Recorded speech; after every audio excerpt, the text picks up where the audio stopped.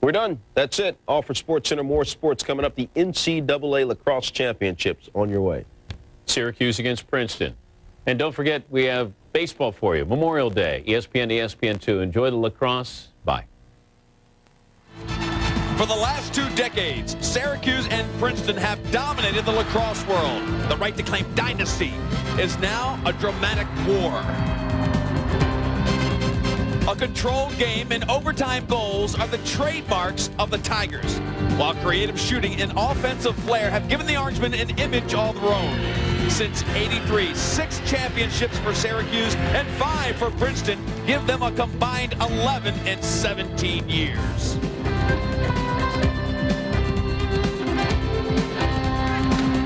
So the lacrosse millennium begins with a look that's familiar. Syracuse and Princeton are playing for it all.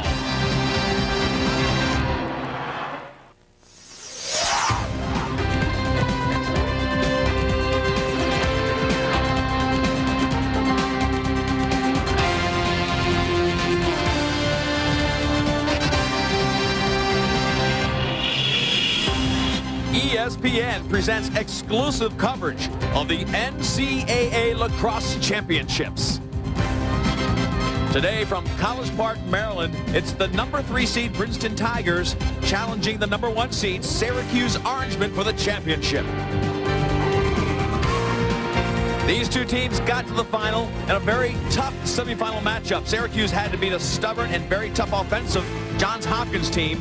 And then Princeton beat the defending champion Virginia Cavaliers to get to the championship game. And you can see that these 2 teams have won 10 of the last 12 championship games. Hi, everyone. I'm Lee Belsmo, joined by Quint Kesnick, 4-time All-American. Quint, this is best against the best, and it's going to be a great show. 2 dynasties. Syracuse known for their run-and-gun style, and Princeton, they've revolutionized the way defense is played, a contrast in styles. Let's take a look at Princeton first. We'll start with the semifinal matchup, and they really had the upset of the day. 12-11, they prevailed over the defending champions. Matt Strebel, 4 assists. He feeds the freshman Sean Hartopoulos. The goaltending, so tough.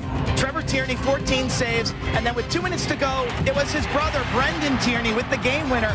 They win 12-11 over Virginia. And on a team that relies on freshmen, here is the senior leadership. Well, Josh Sims, 3 goals in that game. He provides the majority of the offensive horsepower, 34 goals on the season, the Ivy League Player of the Year. Take a look at Syracuse now. They had a great defensive effort to get to the championship.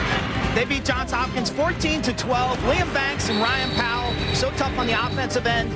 Mike Springer had the hat trick, but Robbie Mulligan, 14 saves, some courageous saves, and Ryan Powell, here he is with the slick finish inside for Syracuse. This game was tied at 12 apiece with about 2 minutes to go, shorthanded.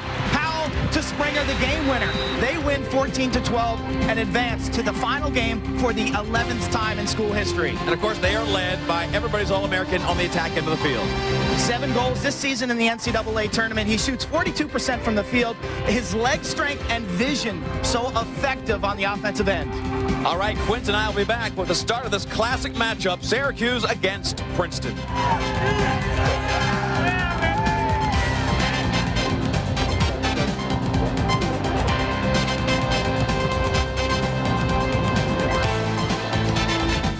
How would you really like to get to know Jeff Gordon, Dan Marino, Dennis Rodman, Brett Favre, Pete Sampras, Charles Barkley? Find out why Greg Maddux wears a Mickey Mouse watch, what Mike Piazza does in bars, what kind of wrestler Tim Duncan would be. All this and more in Outtakes, a new book by Dan Patrick. Full expanded interviews from Dan's Outtakes column in ESPN the magazine take you inside the minds of today's favorite athletes. Offbeat, revealing, and fuego. Outtakes in bookstores now or through ESPN.com. Take a lap with NASCAR anytime, anywhere at NASCAR.com. Log on for the latest news up to the second standings and driver profiles. Join chat sessions with NASCAR's biggest stars. Need official NASCAR merchandise? Check out the NASCAR online store. Each week, Garage Cam shows you how your favorite team is gearing up to take the track. During the race, timing and scoring instantaneously updates every driver's position, and you can even listen to drivers and crews talk strategy. I don't know what to do to this thing.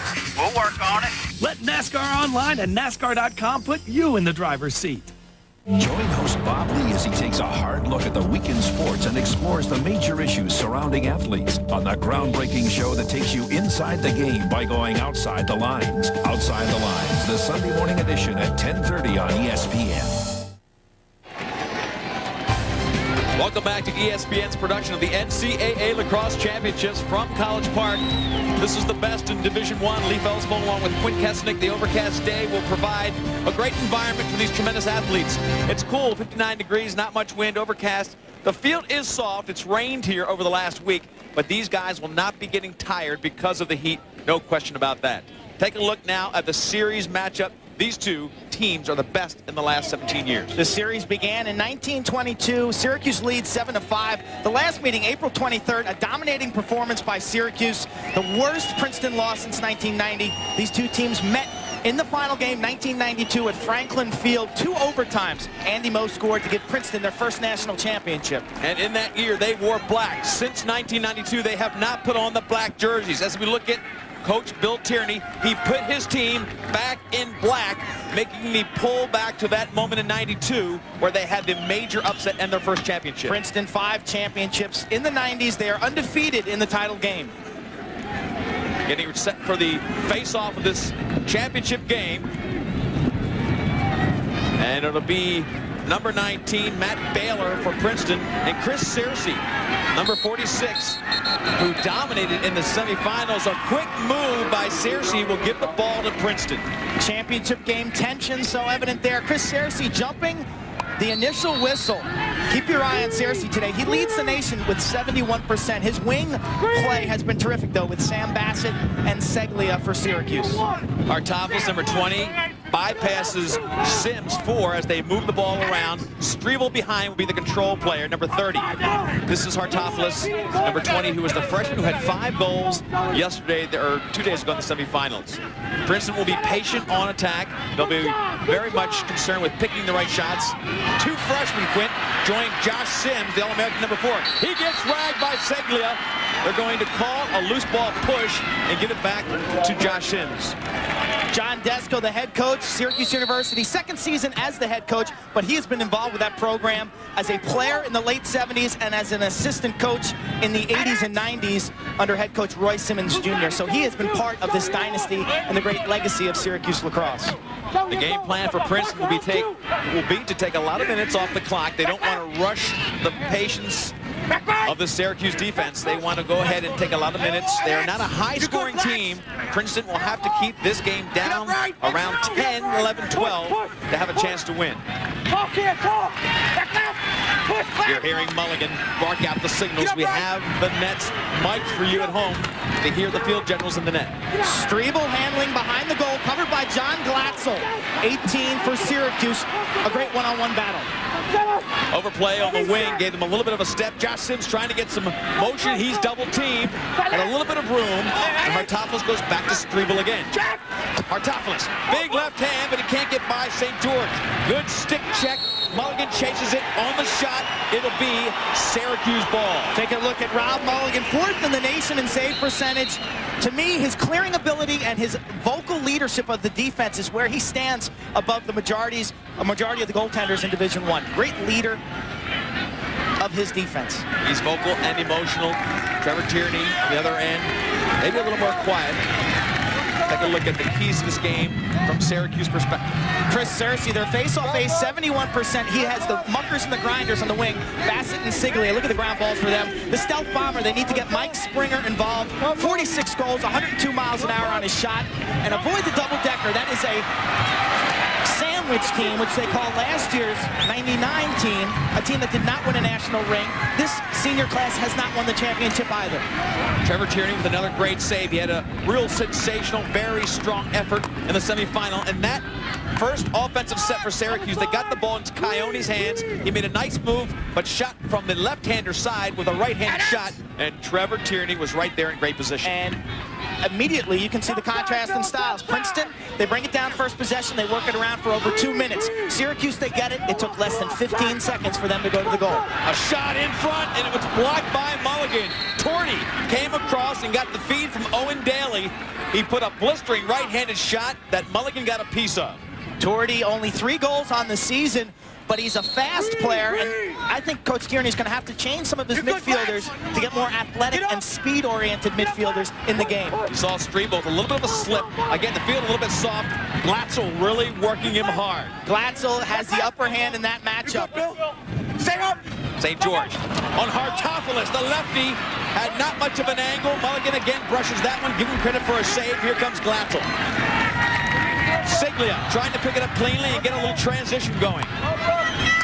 Ryan Powell will settle things down, and he'll be played by Ryan Mollett, number 6. Marquee matchup right here for Princeton. He moves on the finalizer. We'll talk about that in a moment, but that is his trademark move. He didn't get a great shot, but he came back with a left-handed feed. Good move by Ryan Powell initially. A push call will give it back to Princeton. Trevor Tierney, Princeton's goalie, the #1 save percentage in the country.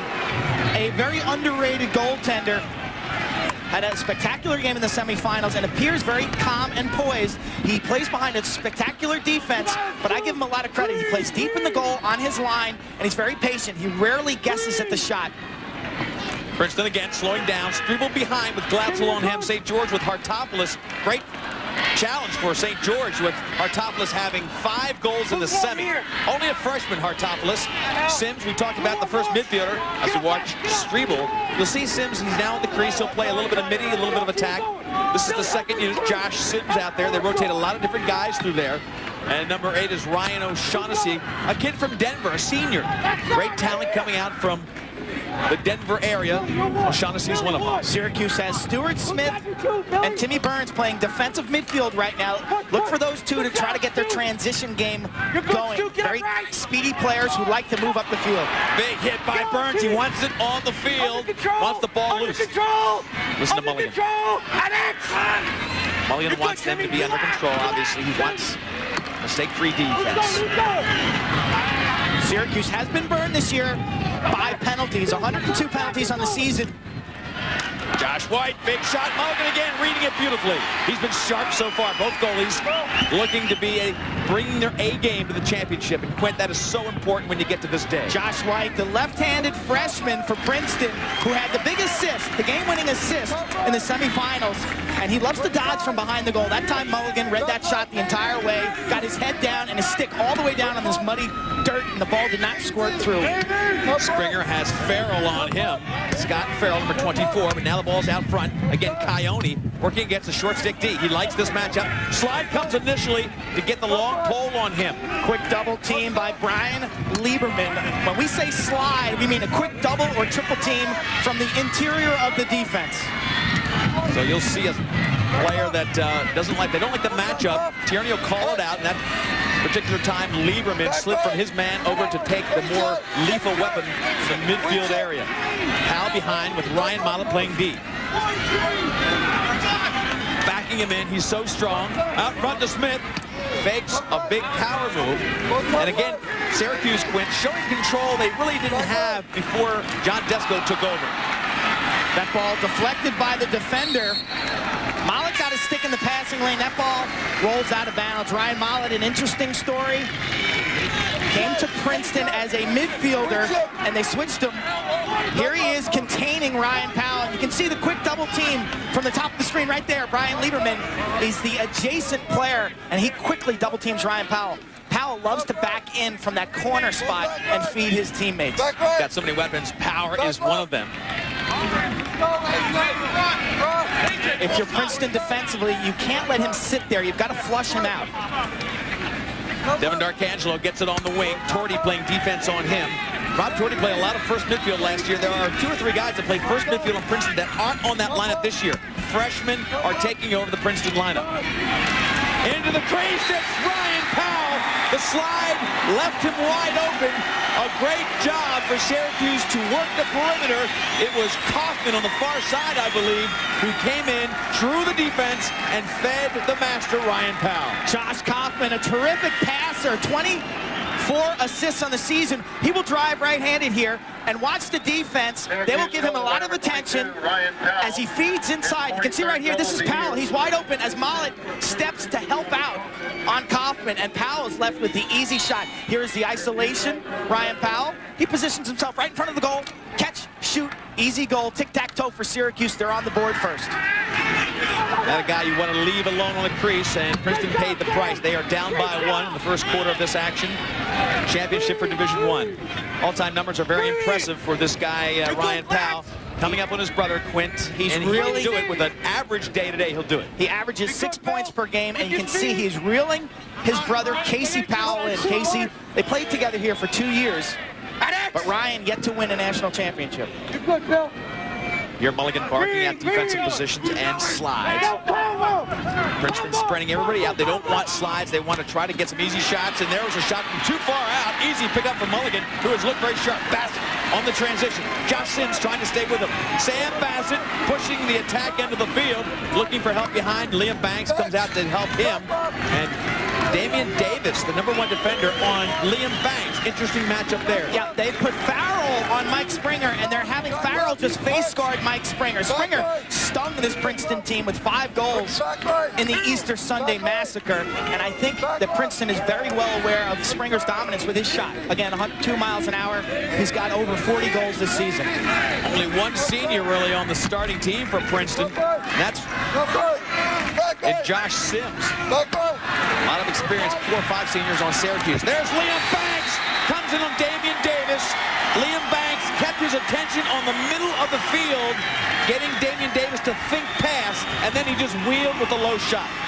Banks is Mr. Consistency for Syracuse, and he comes up with different ways to get involved in the scoring. Watch him here, just a strong right-handed drive. Davis is in good position, but Banks creates some separation between Davis and himself, allowing the stick to come free right there, and that gives him some range to get his hands free. He pushes, pushes, pushes. Davis is stronger, but he creates separation right there. Step away and fire the low shot from about 5 yards. It gives Syracuse a 2-0 lead in the first quarter as Seglia picks up the loose ball, and Abrams can't get it for transition. Sims with a good dragging defensive check keeps the ball loose. Princeton does not want to get behind early, as you could expect against Syracuse. They have struggled to score in the last 2 meetings. Princeton has struggled to score against Syracuse. Here are the keys for Princeton. Can they continue their Memorial Day magic? 5-0 in the title game, including 3 overtime games. Freshman orientation, but it's been more like commencement for those freshmen. Of the 22 NCAA goals, 11 have been by freshmen. And then the last key, the tempo. They need a slow-down 6-on-6 half-field type game. Kaufman back on the field with Coyote. He's had a couple shots in this game. He's getting a short stick matchup. He likes that a lot. And you'll see him work hard to get a shot. This one going wide of the mark. Ryan Powell couldn't get it the first time he attempted. This time it hits the line and it'll go back to Princeton. The primary ball handlers, it appears, for Syracuse today are going to be Ryan Powell from behind and Coyote and Kaufman from up top. Coyote had Kyle Barger working on him. Barger now has the ball, brings it down to his offensive set. Josh White comes on the far side, along with running mate Dan Clark. Artopoulos behind a Strebel. Right, Clark, pick right, Clark! Here Mulligan barking out the position for the pick, letting him know, warning him. Strebel loves to dish it, 55 career assists, but John Glatzel will be in his gloves behind the cage, making it very difficult for him to get free and to see the open Princeton Tigers in front of the goal. Strebel lost a great combination mate when P.J. Prager went down with an injury this year. He was the best finisher on Princeton's team. He has an ACL injury, his knee not quite right to get back into this game, but that was the finisher in the great combination with Strebel. He's missing him tremendously, and the numbers have gone down. Precision offense by Princeton. They've been scoreless here for about 10 minutes. They spread the team. It goes backside. That shot a little bit too tight to the net by Dan Clark, but they did exactly what they wanted. They spread the D, beat the one-on-one, and came in with a hard shot on Mulligan. Not a great angle, and Mulligan pushes it to the net. Princeton known for their ability to pass the ball. Syracuse knows that, so they're going to stay at home on their men, make Princeton run by you for a goal. Tim Burns coming in, thought he had a moment to score. Now he'll reset. Chris Barrier playing defense on him, number 28. He's been a real warrior for Bill Tierney. Number 28 now playing with a long pole on the defense. Second midfield for Syracuse in the game. Stuart Smith, Tim Burns, and Tom Hardy. Matchups so critical for Bill Tierney's Princeton team. So many weapons on the Syracuse squad as you look at them reload. Throwing out Tom Hardy, Burns, a lot of guys who can score. Little stick check, beautiful job to put the ball behind the goal. It runs all the way to the end. Ryan Lieberman, who also was injured in the middle of the season. Lieberman hurt, dislocated his shoulder in the Cornell game. That was the day prior to the Syracuse game, so he did not play last time these two teams met. So Lieberman now spending some time on Liam Banks. Tierney still worried about his matchups. That one goes in and finds the mark behind Tierney. So Coach Bill Tierney made a switch, took Davian Davis off. He puts Lieberman on Liam Banks. Liam Banks takes him right to the cooker and gets one to dribble behind the goalie. Banks, back-to-back goals. He has scored in every game this season. His 35th goal of the year. He was hot in the semifinals. 3 goals, 3 assists versus Hopkins, and he shoots about 44% from close range. He's really not known as a dodger, a guy who can penetrate, and that is surprising, this Princeton defense. They have not been comfortable yet. Princeton calls a timeout because Syracuse has it rolling. 3-0 is the score. And I'll tell you what, all the weapons that Syracuse has, it can certainly scare you. Bill Tierney being very careful to not let this game get out of hand. Let's take a look at one of the favorite moves of Ryan Powell. He's used it to win overtime games. We're going to talk to him about his favorite move and what he calls it. I started doing that move early in the season, worked on it in practice, and it's something that I really thought of because of the way it was working on our defenseman. I can get the defenseman stepping over the back of the cage, and once I see his foot coming up to step over the back of the net, I'm cutting back going the other way because he still has a little time to come down on that left foot, and it's hard for him to plant right back and come the other way. And you know, I think everybody mostly tries to bring their stick over the top of the defenseman, but I go underneath and protect the stick with my shoulder. And Quint, he calls it the finalizer. Take a look at it. He used it today. He used it today from behind. He loves to drive for that left shot hand. And you can see when he dodges, he bends his knees, he really gets low and uses that lower body strength. But look at his eyes. He's constantly looking up the field for his teammates. The last time these two teams played, he had a handful of assists, 6 assists, to really push the offensive end. Here comes Cersei off the faceoff, Springer with a cannon, and a great save by Tierney. He put it on the ground. He's got tremendous speed on his shot. I thought he was going to go top shelf. That was a big-time save because Springer is known as a guy who brings the heat high and hard. And that time he changed things up. But Tierney was equal to the task, sprawling in front of that cannon from Springer. Baylor gets nailed by Liam Banks, who got caught on the defensive end of the field. So number 3, after scoring 2 goals unassisted, comes down, draws a penalty. He's going to give Princeton a chance to change the momentum. Banks hustling and covering up for Sam Bassett as he crosses the line. Watch the penalty. There's Banks from behind right there with the slash. That's not even close to getting the stick. And he piles on afterward.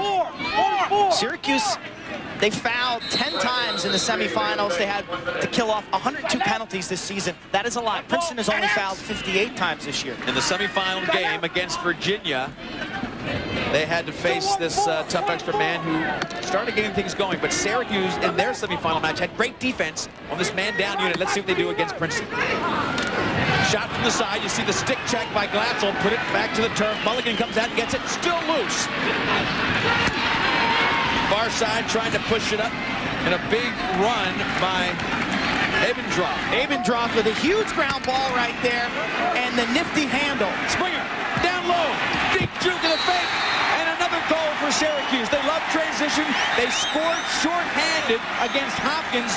A critical goal in the semis. Today, they really hurt Princeton's effort by getting their 4th goal when they are a man short. You talk about a crazy handle. Well, Abendroth made a spectacular play on the near side, kicked it to the middle of the field to Billy St. George, and look at them in transition. This is Springer. They've got a 4-on-3 down low to Kaufman, the shorthanded dip and dunk, and they score in transition. 4-0, shorthanded.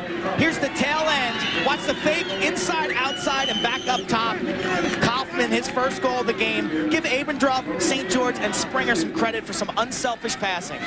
That has been the key to this offense. John Desko has really instilled a balance of pushing the tempo, taking transition, but really utilizing the passing skills. 4 or 5 passes, they can beat any defense with that. Sims comes up with the face-off. Tighten up, Billy, tighten up! Tighten up. The call from Mulligan. Hartopoulos, number 20, we haven't heard from him yet. He had 5 goals in the semi. Strebel behind, looking for somebody to become a finisher for his feeds. Torty, back to Hartopoulos. Teams at even strength now. Syracuse runs back out. Burns now on the field. Princeton has yet to take a quality shot from directly in front of the goal from about 10 yards and in. Most of their shots have come from the wings. And they've empowered Mulligan. Mulligan has gotten more cocky, a little stronger in areas of intercepting and pass across the crease. A direct contrast from the '99 finals. If you were with us last year, you remember the first half against Virginia when Mulligan only made 1 save. He said he's learned from that experience. He knows that this is a 60-minute game. But I tell you, if you're Princeton, you've just given Robbie Mulligan a lot of confidence. He is full of confidence with 0 up on the Princeton scoreboard right now. Tim Byrne brings the ball in. Offensive threat running on this midfield. With Coyote out there. Syracuse right now is beating Princeton at their own game, the half-court game, and they also are beating them in transition with that last shorthanded goal. Kaufman, 32, has it up top and gets it to the wing to Byrne. Coyote on the far side. Look at the slide, he gets it. Back to Liam Banks, who now has Ryan Mollett on him, and he intercepts it beautifully. So they switched again to put Ryan Mollett on Banks. Bill Tierney still trying to find the right matchups. Maybe it will be Mollett, the most experienced player he has on the defensive end. Glatzel can't pick it up. Big time hit as Princeton tries to get it on the sideline. Burns can't pick it up as Baylor takes him out. They're going to call a penalty on that. Bill Tierney trying to get some composure right there.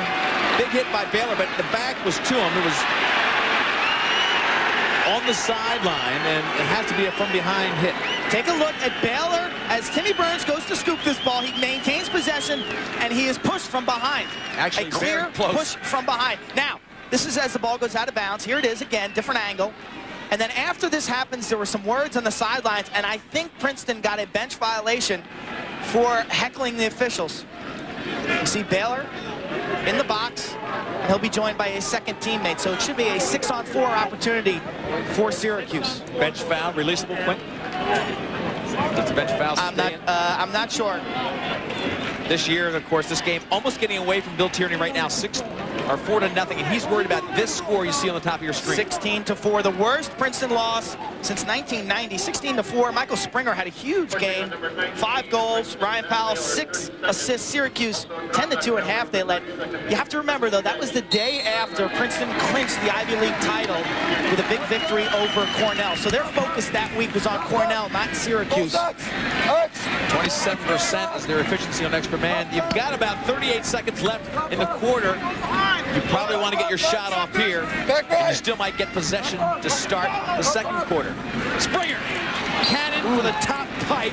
He gets us possession. It's a great shot because if he misses the pipe, they're back there to back it up as you look at Springer. The stealth bomber is a zone buster.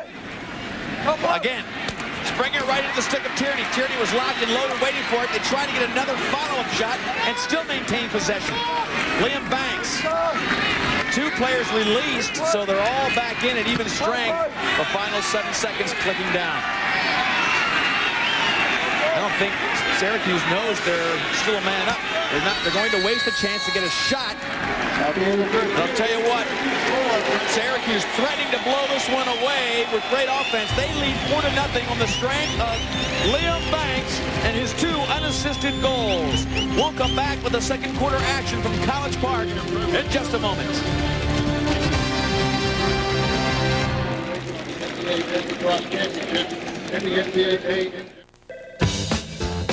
ESPN the magazine. Well, thank you for calling. Dan, can I put you on hold? Dan Patrick wants a free Polar Fleece pullover. He writes a column for the magazine. But he's not a new subscriber. Sorry, Dan. No can do on the fleece. It's only for new subscribers. You mean you're actually calling to subscribe? Okay, sure. Everyone wants our warm, roomy Polar Fleece pullover. It has a half-zip front and embroidered ESPN the magazine logo. And best of all, it's free. ESPN the magazine. It's Rich Eisen. He's called 3 times. Sorry, Rich. I agree, it's a great-looking fleece, but it's only for new subscribers. Subscribe now to ESPN the magazine and get your sports the way it ought to be. Big and bold, fast and furious. With in-your-face photos, amazing interviews, and behind-the-scenes coverage of what's happening now and what's happening next. All with ESPN attitude. Stuart Scott wants the fleece. Booyah! Call now for ESPN the magazine. Get 26 issues, a year's worth for just $1 an issue. That's 66% off the newsstand price. And your fleece pullover is free. It's Chris Berman. He could go all the way!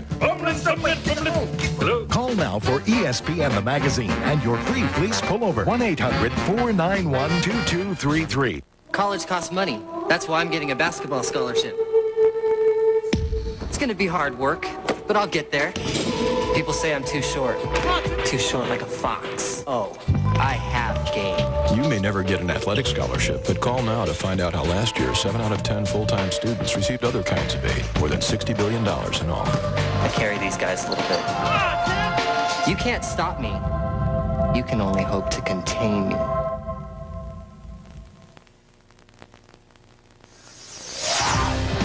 ESPN's exclusive production of the NCAA Lacrosse Championships.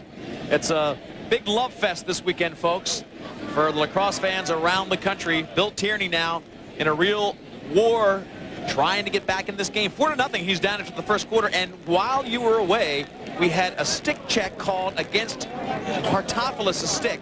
It was ruled to be illegal, which means they get a 3-minute penalty, I believe, Quint. 3-minute non-releasable penalty. The sticks are checked after each quarter. Take a look at the first quarter stats. Obviously the score, shots about even, but you have to be impressed with Syracuse's efficiency on offense. Ground ball, 17-7. The superior athletes. We were on the field prior to this game, and Syracuse, let me tell you, they are the biggest and fastest lacrosse team I have ever seen. And don't forget strong. They are all fit and ready to roll. And they did the same thing with Hopkins in that semifinal game. Hopkins had a great game. They missed the cage a lot, but they did not win the ground ball war against the Syracuse team. Coach Desko now looking at a 3-minute man advantage.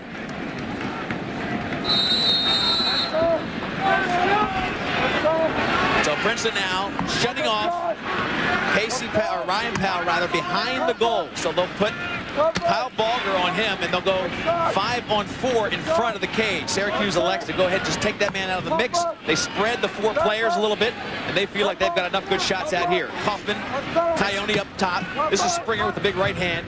Princeton playing a diamond. Kaufman's open. Kaufman can't get it cleanly. They elected to try to get it to Kaufman, and now Tierney out of the cage. Picked up by Farrell. Good job by Princeton to goad them into coming down low, and now there'll be a penalty against Syracuse with a slash called down on the clearing play.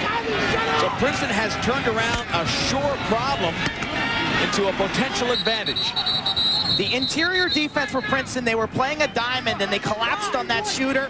And then Tierney sprawling behind the goal. Terrific ground ball play. And Armand Graham on the near side, 17 for Princeton, with a tough pickup. It was a short hop, and he made a nice catch. And the teams should be even strength here for about a minute. Remember, Syracuse's foul was the foul on Princeton, the stick foul is a 3-minute violation, and this will be a 1-minute violation against Princeton. So we'll be 9-on-9 for the next minute. 9-on-9 favors Syracuse a little bit. If you get a loose ball, you get a transition goal, it just opens up the field a little bit. It opens up the field also for number 4 for Princeton, and that's Josh Sims with his speed and dodging ability. He's got Abrams matched up on him defensively. They're trying to get Josh Sims a little bit of room to do his magic. Abrams set to play defense, and Glatzel looking to slide behind him. Glatzel, St. George are both locked up, ready to make a big slide on Sims. I don't think John Desko wants Josh Sims to be the one to beat him. If that's going to happen today, it'll be somebody else.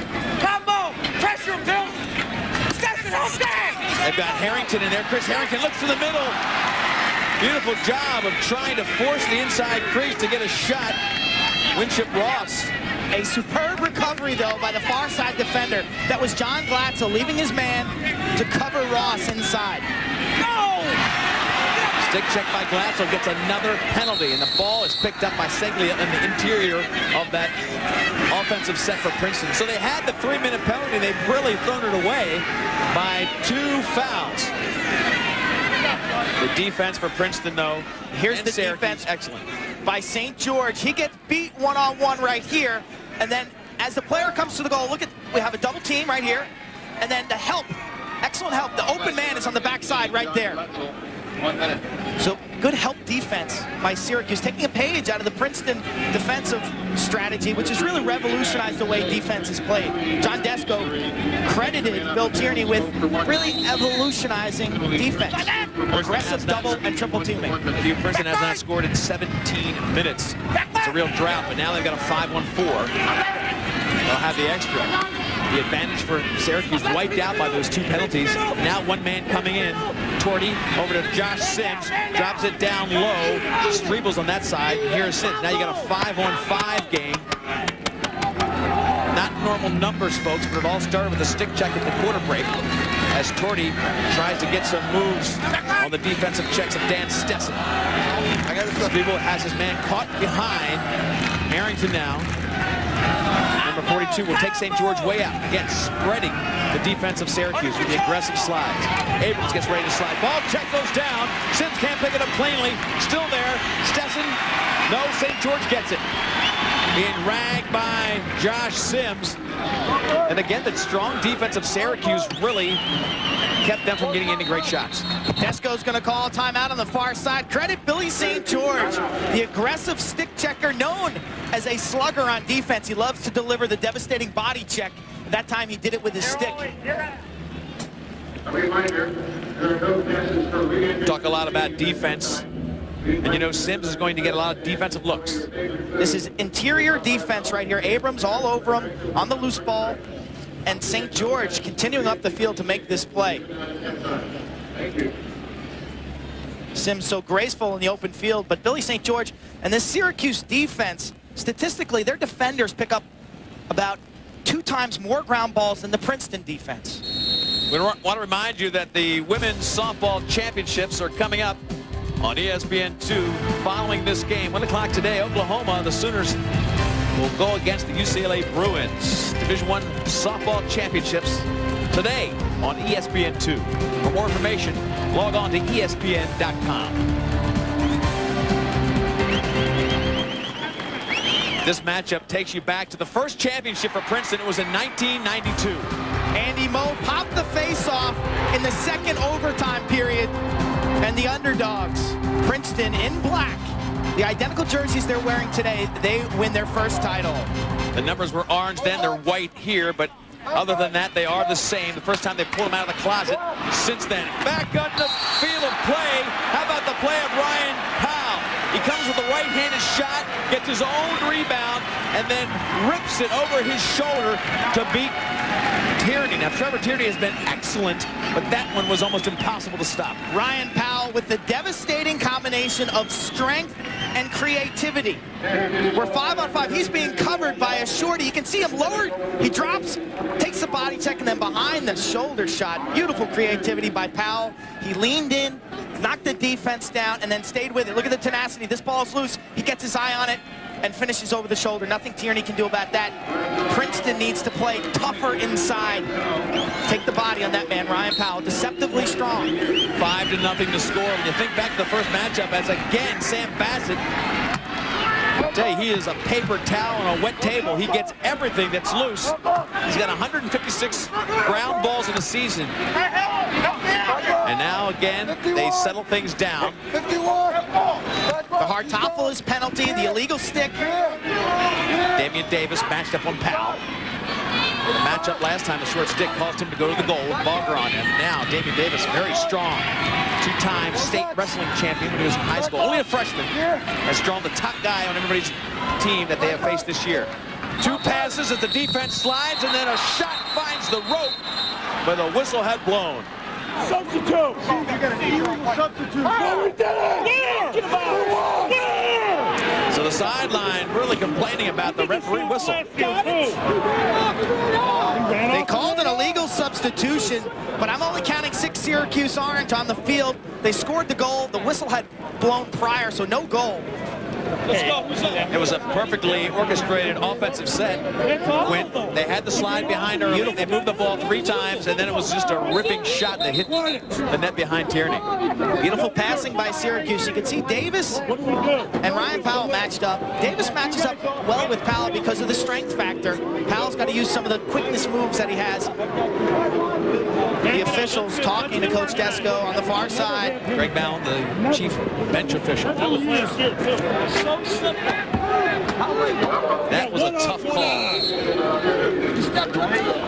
So they give the ball back to Princeton, and they took the ball out of the net. Could be 6-0. Now only 5. And obviously, Bill Tierney needs to keep that score in check as he tries to figure out the offensive end of the field. Torty. Number 1, Rob Torty. Big defensive checks in front of him by Kelly, trying to get a little room. You've got to be impressed with this Syracuse defense. Everyone expected a Syracuse-Virginia final. Some question whether Syracuse will be mentally ready to play this Princeton team after beating them 16-4. They are. They are ready, they are focused, and they are disciplined on defense. This is a team that has not had a championship. Ryan Powell desperately wants one. They call them sandwich teams at Syracuse. If you don't get a ring, and they had a sandwich team last year. Ryan Powell swore it would not happen to him as he faced his senior year. Baylor, little juke move inside, looks to the feed, but he takes the left-handed shot, and Mulligan has been perfect so far. Not a high-quality shot. Princeton having problems penetrating in front of Mulligan. Syracuse just playing tough man-to-man defense on the perimeter. They've got Abrams on Sims and Siglia, their long stick defender, number 24 for Syracuse, on Owen Daly, the freshman. Brad Dumont, another freshman on that first midfield for Princeton, who had a sensational freshman class. You're going to see these guys in playoff action for years to come. Dumont getting ragged by Seglia, the best defensive checker, but look at him come through it. Out front, trying to find line mate Owen Daly, and it just goes beyond him. Glatzel gets the loose ball, looks for help in the middle of the field. He's got it. Finally gets it to the middle. They'll get it inside the zone. Kelly will, and then they'll take a moment to change their lines. Awesome defense by Joe Seglia. Look at those numbers. 6 times Syracuse as the #1 seed. They won the championship 3 years in a row in the late 80s with the Gates, Zolberti, and Matty Palem, their goalie, under Coach Roy Simmons Jr. But Joe Seglia double teaming with Stetson. The defense is wired right now. You can see the energy and the emotion that they're playing with. Playing a shutout right now. As Syracuse gets their offense, and the ball moving. Liam Banks in close to Ryan Powell, and the check by Davis puts it back to the field surface. Burns inside, Springer can't handle. Burns gets it back, looks to move it. Nobody picks him up, he shoots, and it goes just to the right of the goal. They are challenging Princeton with everything they've got. They're killing them on ground balls also. That was a 2 or 3 shot possession based on the fact that the white jerseys are just a little bigger, stronger, and faster on the loose balls. Ryan Mollett now back on Ryan Powell. That's how things started. They were switched around 2 or 3 ways. And a fairly weak shot from the outside by Spencer Wright, as Desco gets a chance to really go deep in his midfield, keeping everybody fresh in the first half of this game. 5-0 the score, as you can see. Great defense as Ryan Powell gets decked, and that will be a penalty. Powell's going to go to the box for himself for a hold on Mollett. He is one of the fiercest forecheckers or riders. Watch the hold here by Ryan Powell. Right there, he comes down, he makes the check. Give Mollett some credit for holding on to that ball. And now the late hit up high as the whistle had blown. A cross check by Winship Ross. So you have offsetting penalties there. But because the Princeton foul is a dead ball foul, Syracuse will have possession. Ryan Powell getting a lot of attention. Powell will jog off to the box right here. A lot of hits. Exactly. He'll jog off to the box. The one weakness, or I don't know if you want to call it a weakness, but that is his 18th penalty of the season. And for an attackman, that is a very high number. The second leading foul getter for Syracuse is Billy St. George, and he only has 9 fouls. Right, so you put that in perspective, he really leads the team by far. Of course, when he's not on the field, you're a man short too. It hurts your team 2 ways. Syracuse now playing 5-on-5 with Princeton, 2 people in the box. They'll spread it out with Liam Banks, number 3, Ryan Mullet on him. Kaufman goes behind. Now, this is a look at the sophomore attack that you're going to see next year. Springer, Liam Banks, Kaufman. This is your starting attack probably next year for Syracuse. By far the best sophomore class in the country. I'd have to say Princeton has the bumper crop of freshmen. But this sophomore class will be heard from down the road. Syracuse back on now. And it'll be an extra man play for 30 seconds. Now comes lumbering back out. A little bit sore. Let's see if they get it cranked up. Coyote takes it to the wing, but Springer up top. Princeton with Mullet coming out to face Kaufman. Powell wheels in, close to X, goes backdoor, no. Right-handed shot, passed up to Springer up top. Powell being shut off behind the goal. Bogger's on him. Team's at even strength now as Princeton, again, has slowed the pace of the scoring machine from Syracuse. Don't forget, the referees pulled one out of the net, but only one goal scored in the second quarter. There's a shot down low. Springer came up with the stick high and bears it past Trevor Tierney. One-on-one, the spread attack, keeping the slides of Princeton to minimal effect, and Springer gets goal number 6 for Syracuse. Mike Springer unassisted. We talked about his ability to score from the outside, but here he just isolates against Torty, and keep your eye on the Princeton defense. They just watch Torty get burnt right here, and look, there's 1, 2, 3, 4, 5 defenders, and none of them help out. They just stand there and watch Springer walk in on Tierney and put that ball in the back of the net. So Princeton, a team that's known for a lot of slide packages, they'll play 15 different slide or defensive packages on you, but they are confused right now, Quint. They are not comfortable with any of the slides or the packages they've thrown out there. I think that's the struggle on the defensive end. And then, of course, you've got a real battle and a struggle on the offensive end. 3 unassisted goals, 2 by Banks and 1 by Springer. Princeton now trying to get something going down here. Josh Sims, they look to him to be the leader. He is their goal leader. They're All-American at midfield. He'll be a 3-time first-team All-American. Player of the year in the Ivy League. Strebel comes in from the bench, trying to get him a little bit of room as Siglia picks him up. They're trying to change that matchup. They're trying to get Strebel away from John Glatzel. Siglia is not an easy matchup himself, but here he comes with a little bit of space, trying to find a slide and trying to find a feed. Strebel, a natural feeder. In close, that's a good shot. Oh, Hartopoulos got room. He caught an excellent feed from Strebel, and he just missed the target by about 4 inches. Hartopoulos from a severe angle. The left-hander had 5 semifinal goals. Billy St. George gave him an inch inside. He took advantage of it.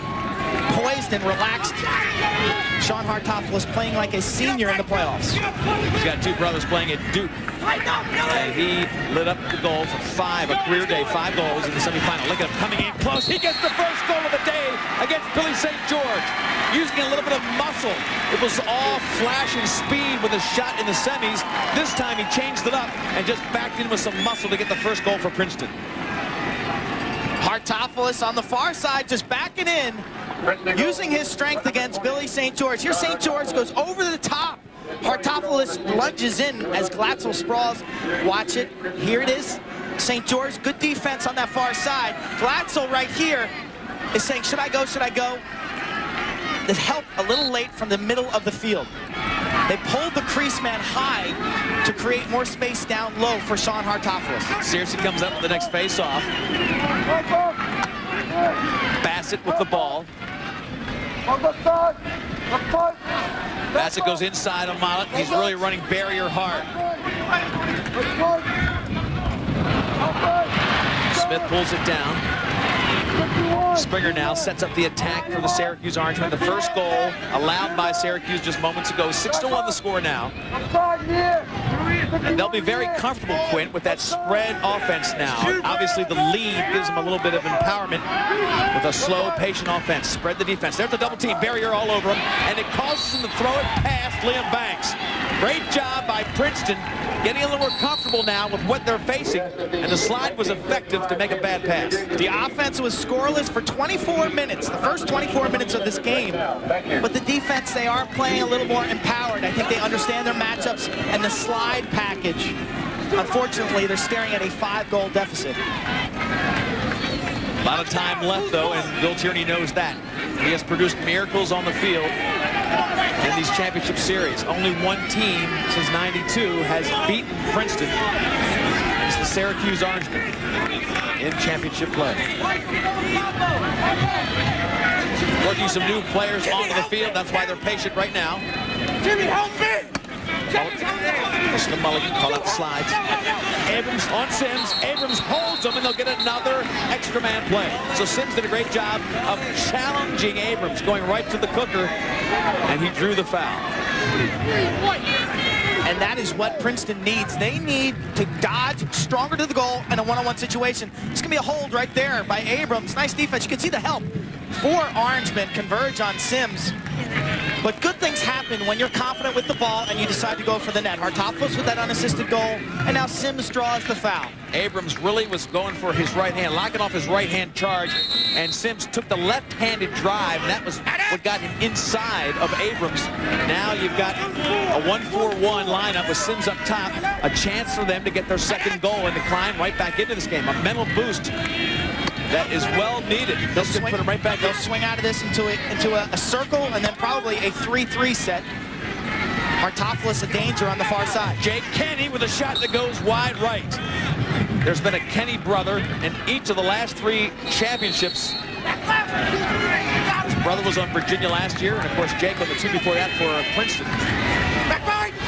Striegel behind the goal. Now they're back in even strength. Syracuse again taking this team away from effective shots. They had one nice shot by Kenny, but it was wide right. Now they're back to that 6-on-6. There's some awkward matchups defensively here for Syracuse. And this one again goes wide right. So Kenny twice missed the goal, and it had some nice looks, though, at trying to get a goal. Hartopoulos was matched up with Timmy Burns. He got the shot he wanted, but missed the goal. Hartopoulos was almost perfect in the semifinals as all his shots were finding the corners. There was Kenny once, and then Hartopoulos, as you mentioned, with that left-handed shot. Burns gets it back to Mulligan. Rifles it up with a fast break. Here they go, Stetson. Looks to the middle. He'll touch inside the box. And now he's pushing in for a shot. Stetson's hard shot, but an easy slide by Farrell takes away. Ryan Powell, far side. There's another goal for Syracuse. Liam Banks just parked on the far side, but credit the great hustle Syracuse and the vision of Ryan Powell. Dan Stetson legging the ball off a speedy player. He has not scored a goal this year, but look how aggressive he is going to the goal. You'll see Stetson dodges to the goal, the double team comes, the ball's loose, and Powell, 22, so quick to cover that ball. Tierney made a strategical mistake to come out and challenge Powell for that ball, and Powell makes him burn. Watch it right here. Powell comes out, scoops it up, Tierney caught out of the goal, and Banks has his hat trick. Nobody in the net once Banks cranked it up and got it past the defense. Nobody looks to the backside better than Ryan Powell. I have to agree with that. That's what makes him so tough. He's the most dangerous player in Division I lacrosse with the ball in his stick, because he can back in on you, he can beat you with a great face dodge or a split dodge, or he'll just let it go from behind his shoulder, between his legs. We've seen him score. He is a tremendous athlete, but a student of the game, and he will do whatever it takes to win. And we've seen him make 2 big plays off of ground balls today. He was stuffed earlier, got his own rebound, the ground ball in front, put it behind his back for the goal, and then that play. 2 points away from the all-time leading scorer at Syracuse, beating his brother. Inside, great play by Owen Daly. Loose ball, a little bit of a unsettled situation. Daly breaks open and gets on top of Mulligan. And now Princeton has their second goal. Only 7-2 rather. That gets them back to it. You could hear Robbie Mulligan saying check, because this ball was up in the air for a good period of time right there. The check by Siglia just misses, and Daly, the freshman, capitalizes. So a sloppy goal for Syracuse, their defense. Credit Daly for some hustle inside. The original pass was being made by Sims. The good defense was there, and that ball was just up in the air for a long period of time. Syracuse didn't react to it, but they didn't know where it was. Owen Daly, part of 3 guys, one of 3 guys who are on this team. We talked about the freshman class from McDonough School in Baltimore, a team that was dominant in their senior year. They are part of the freshman class that will lead this Princeton team into its next 4 years of greatness. Ball goes to Princeton with a push call. Tierney now brings it up. 5 goals separate these 2 teams. Crucial stage right here. Those numbers indicate Princeton 11 shots on goal, Syracuse 17, but the next 2.5 minutes, if Princeton can get a goal or 2. And Torney's going to try. He's got one. Torney makes it a 7-3 game, and they're on a roll. Their first two-game sequence, or 2 goals in a row sequence of the game. Unassisted, Torney, his 4th goal of the season. He just runs by the defense. Look at how spread out the Syracuse defense is, and he runs right to the middle of the field. Nothing Mulligan could do about that. That's the type of goals that they're going to need. They need to be more athletic at the midfield. They've scored 3 out of 4 goals, unassisted. Beat your man and go to the goal strong, because Syracuse is slow to double team right now. And Quinn, they also had 3 goals on 5 shots here in the second quarter.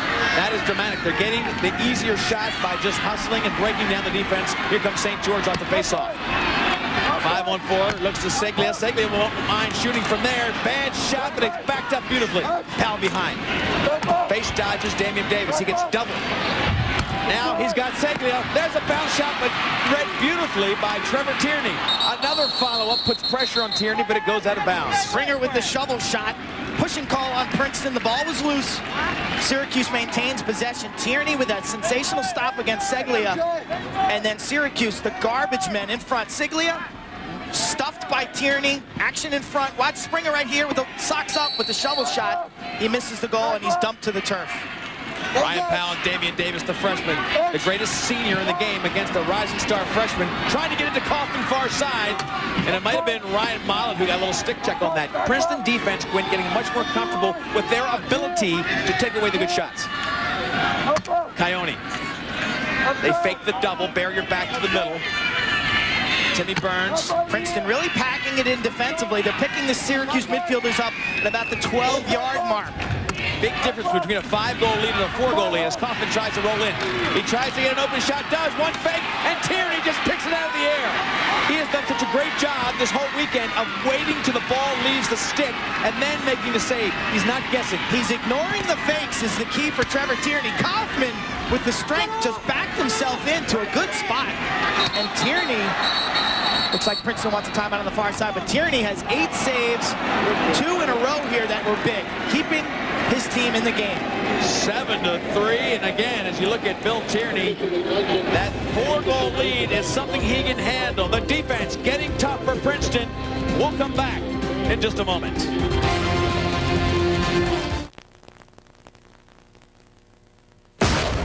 Some of the hottest detectives on the street to switch antiperspirant. Degree Ultra Dry. Body heat activated. When your body heat rises, Degree's powerful Ultra Dry form releases extra protection. When the pressure is on, the heat is on, Degree kicks butt. Degree Ultra Dry. This impressive panorama was shot with the miraculous little ELF. The ELF 2, the 2-time zoom camera that's the world's smallest. Have you seen all the ELFs? Only from Canon. At Morgan Stanley Dean Witter, our global expertise has always been one of our greatest assets and greatest sources of pride. Of course, whatever we achieve throughout the world, we can never forget who we're achieving it for. At Morgan Stanley Dean Witter, we measure success one investor at a time. The Lacrosse Championships, exclusive presentation of ESPN from College Park, Maryland. The best of the best in Division I. I'll tell you, the fans love being here. This is a love fest, as I mentioned. There we go. ESPN loving the coverage. Thank you very much, guys. And there we go. The fans from Syracuse follow this team and bus around the country, Quint, to follow the great legacy of Syracuse. Princeton building their own in the last 12 years. And how Bill Tierney has done such a great job with this young team with the best score hurt. Still in the game, 7-3. Chance to make it now a 3-goal game. Hartopoulos up front. He's got the left-handed shot, but easily read by Mulligan. Confident outlet pass. Mulligan to Abrams. Quick release by Hartopoulos on that shot. But a shot at the goalie's feet is generally not a well-placed shot. They had a chance to really hurt the psyche of Syracuse on that. It was not really a shot that had a great chance to go in. With under 30 seconds to go, Syracuse will call a timeout. They'd love to pad it back to 5 if they could. So we'll take one short break here and come back for the final moments of this first half. It's a cat and mouse game, but Syracuse handling in front.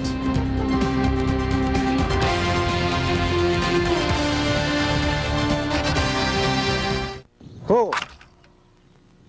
Good shot. Pull. Pull. Pull. Pull. Pull.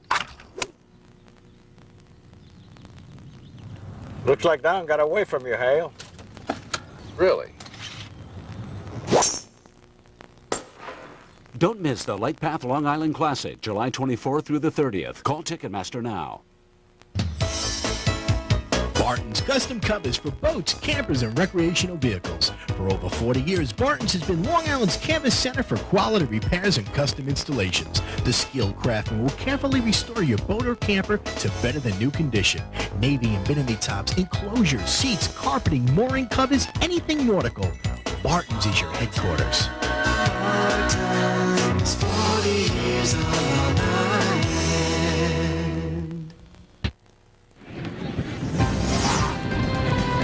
ESPN's exclusive coverage of the NCAA Lacrosse Championships from College Park, Maryland. Syracuse handily in front 7-3, but this game is still up for grabs as Princeton is crawled back to really take over a little bit of offensive energy. 3 goals here in the second quarter. Bill Tierney has talked all year about this young team. He has to rely on freshmen, so let's get his thoughts on his young team. A lot. You know, last game against Maryland, we scored 5 freshman goals and a 6th from a sophomore. So we're getting a lot out of our young kids. They've almost had to do that with BJ out. And so it's just you know, we've thrown them into the fire and they've reacted very well. And one of them is Damian Davis, the #1 defensive matchup all year long. Just a freshman, but what an athlete, Quinn. His success at Princeton has been a no-brainer. He has been a star from day one for them defensively, and he one day will probably be the best defender in the country 3 or 4 years down the road. 12 seconds left in this half. Syracuse trying to get the shot. They had a play called with a timeout. Quit, they may not even get it off. They won't. They lose the chance. Credit the Princeton defense. They get a little bit of a comfort level as the second quarter came and unfolded. They had no goals in the first quarter, 3 all unassisted, which is not their style in the second quarter, and they are back in this game. We'll come back with our halftime from College Park in just a moment. Watch this. I learned how to do this from my kids. Great shot! Oh, look out, look out, look out. Who is that? Height? Wow. Oh. I knew you'd miss it. Hey, what is going on out there? You got weird neighbors. Don't you just love rookies?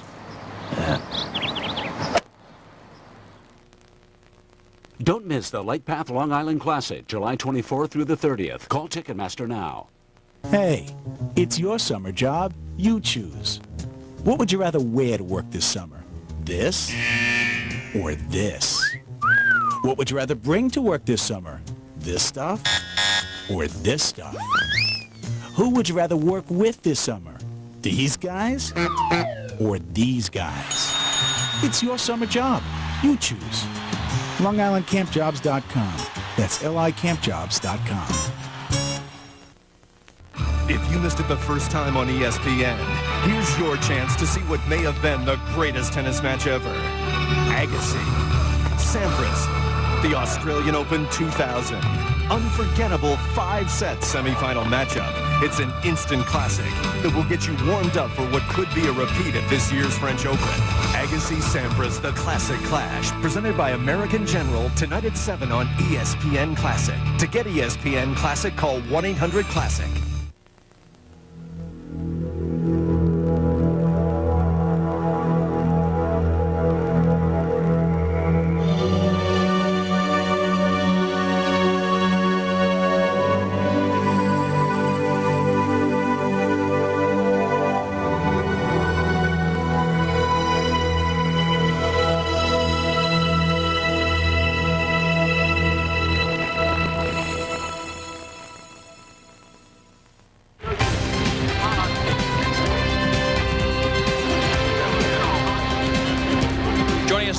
Desko, coach of Syracuse. John, you had it going great, but Princeton, as they always do, crawls back in it.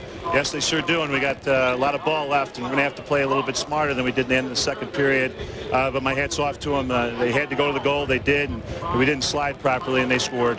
All right, John, we look forward to your second half. Thank you very much, and good luck in the second half. Thank you. So John Desko giving us his thoughts as we look at the crowd here at College Park, Maryland, the best site for watching championship lacrosse. They hold all the crowd records here at Byrd Stadium. Leif Elsmo along with Quint Kesnick bringing you all the action. And Quint, this one looked like it could have been a blowaway, but then here comes Princeton, as they always do, figuring out what they have to do with their limited roster. They've got some young guys. They're hurt a little bit, but they're back in it. You had to be impressed with the way Syracuse came out of the gate, scoring 4 goals immediately in the first quarter. But then Princeton, they seemed to feel a little more comfortable late stages of the second quarter. Well, Quentin, let's take a break now to talk about some other fantastic athletes. They announced the All-American team. We want to take you to that right now. Let's start the attack, led by Ryan Powell. The senior from Syracuse, 282 career points, 42 goals this season on 49 assists. Connor Gill, the sophomore from Virginia, the slick passer. He's a natural, intelligent, savvy lacrosse player. And Dan Denahan, the senior from Johns Hopkins, over 200 career points. Josh Sims leads the midfield. 3-time first-team selection, graceful, efficient, 34 goals in his senior season. J.J. Albert, the senior from Virginia. Last year's midfielder of the year, the heart and soul of the Virginia offense. A.J. Hogan, a 3-time first-team selection, quick release, the penetrator, tough player, 27 goals in his senior season. And Mike Batista, the senior from Loyola. The senior class won over 40 games. Batista talented with the ball and without it with the outside shot. Now to the defense. Ryan Curtis first.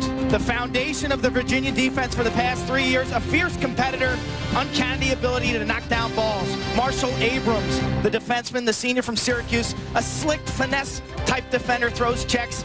And Stephen Card, the tremendous, strong, tenacious one-on-one defender from Duke University.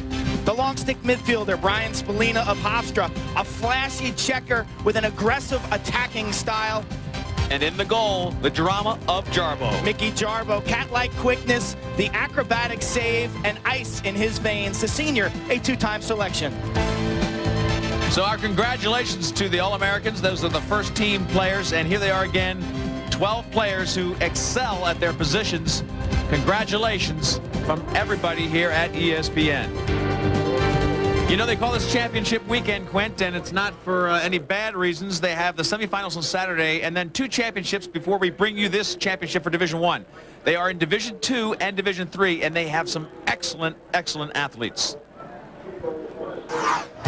In the Division II National Finals, it was the Limestone Saints against CW Post. Limestone from Gaffney, South Carolina. They took a 3-0 lead in this game behind Nick Carlson's 3 goals and 1 assist. He would be the game MVP. It came down to the defense and stopping Benny Catone of CW Post. They did. They win 10-9. Congratulations to Limestone and their head coach, Mike Serino. In the Division III game, Middlebury and Salisbury State, a rematch of the '99 championship. Middlebury overcame a first quarter deficit. They went on a 6-1 run in the second quarter behind MVP David Seeley's 5 goals. They win 16-12, their first Division III national championship. Congratulations, Coach Aaron Quinn and Middlebury. And as we go to break, we also must congratulate the women's team here at Maryland. In Division I, they have won their 6th straight national championship. We'll be back to College Park in just a moment. Boy, you're sweating like crazy. You got TV cameras all over you. We asked the hottest pros under the sun to switch antiperspirants. Visible solid? What's that? Degree Invisible Solid is body heat activated with a clear difference. Right there. See, there's no white stuff. Degree works hard but never shows. You gotta be cool. Well done, Demetrius. You have passed the test of fire and the test of great strength. Now, the final test. You must eat a Wendy's Classic Triple with cheese, biggie fries, and a drink. Only the most heroic can finish such a large meal. Nikos, I cannot. It is too big. By Zeus, what mortal can make such a feast? A great man. His name is Dave Thomas. Man? No. He must be a god. Wendy's Classic Triple, as close to bliss as a mortal can get.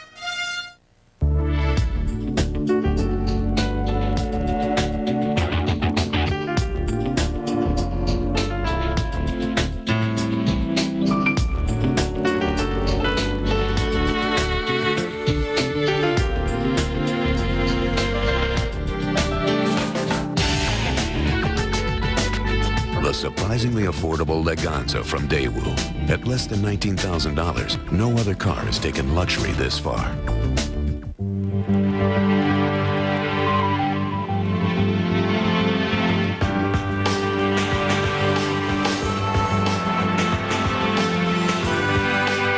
In any business, there can be only one priority.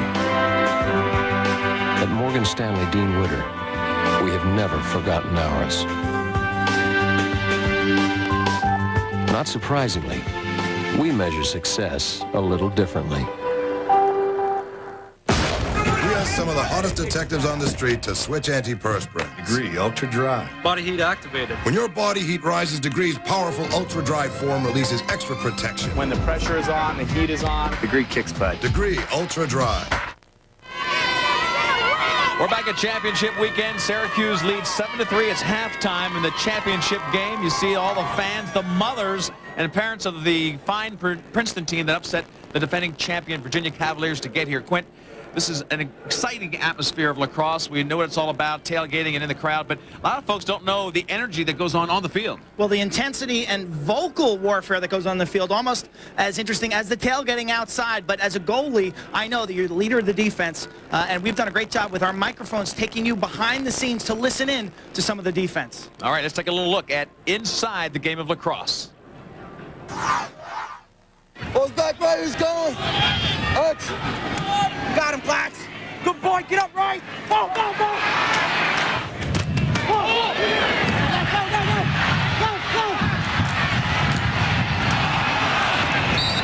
Get off. Jack.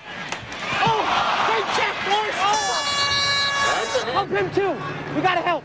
Get Morris, go. Let's hear it. That's right.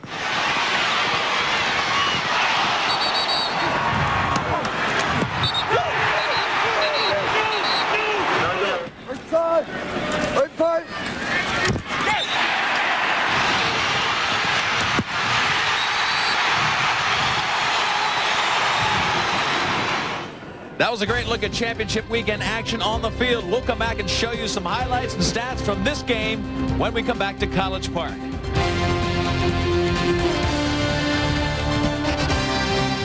You have the passion.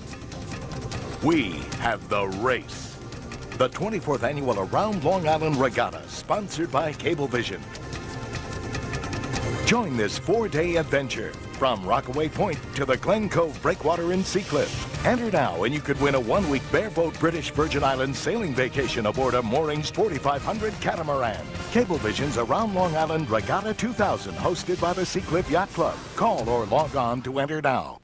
Hey, it's your summer job. You choose. What would you rather wear to work this summer? This or this? What would you rather bring to work this summer? This stuff or this stuff? Who would you rather work with this summer? These guys or these guys? It's your summer job. You choose. LongIslandCampJobs.com. That's LICampJobs.com. As an anchor, you always want that complete show. And coming up, a Did You Know about sports. It's okay. How you feeling? I'm fine. Never better. I'm great. I can go. Just let me finish like that. You'll get him next show. Sometimes you don't have your best stuff, so you got to bring in a closer. We usually handle it like professionals. Thanks a lot. It's all part of the game. You're on in 3, 2. Welcome back to Sports Center. The subject... We're back at College Park. The Syracuse Orangemen leading 7-3, but Princeton scored all 3 goals in the second quarter. They are back in the game. We want to remind you of the NHL coverage right here on ESPN. Stanley Cup playoffs, Dallas Stars defending their crown, their Stanley Cup win last year against the New Jersey Devils, exclusive here on ESPN. Watch Brett Hall and all the Stars starting tomorrow, 8 o'clock Eastern time on ESPN. Now we're back to the lacrosse finals here, and this is the first half action. Lee Belsmo along with Quinn Kesnick. We'll talk about the Orangemen. Syracuse got it going early. Ryan Powell on an assist from Josh Kaufman, 1-0. And then Liam Banks took over. 2 unassisted goals back-to-back. 3-0 Syracuse. Kaufman on the fast break. The assist from Springer and St. George. And watch the creativity. Ryan Powell behind the back. They made it 5-0. Springer unassisted 6-0. They held Princeton scoreless for 24 minutes. So those are the highlights of the first half. Syracuse way up in front 5-0, but now it's a 7-3 game. We have a full half left. We'll be back with second half action in just a moment.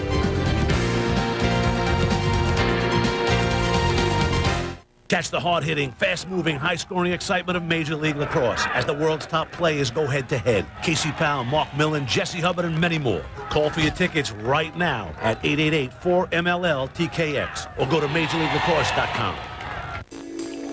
The pool is spotless. The water, crystal clear. The lighting is perfect. And the temperature? Ideal. It's romance rekindled. Discover the enchantment of water by Hayward. We make America's #1 pool water systems. See your local Select Hayward builder or retailer today. All right, suckers, ears up, minds open. Mrs. Jones is transmitting.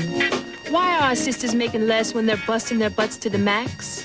I'm speaking of pro women athletes. Are they playing any less hard than the fellas?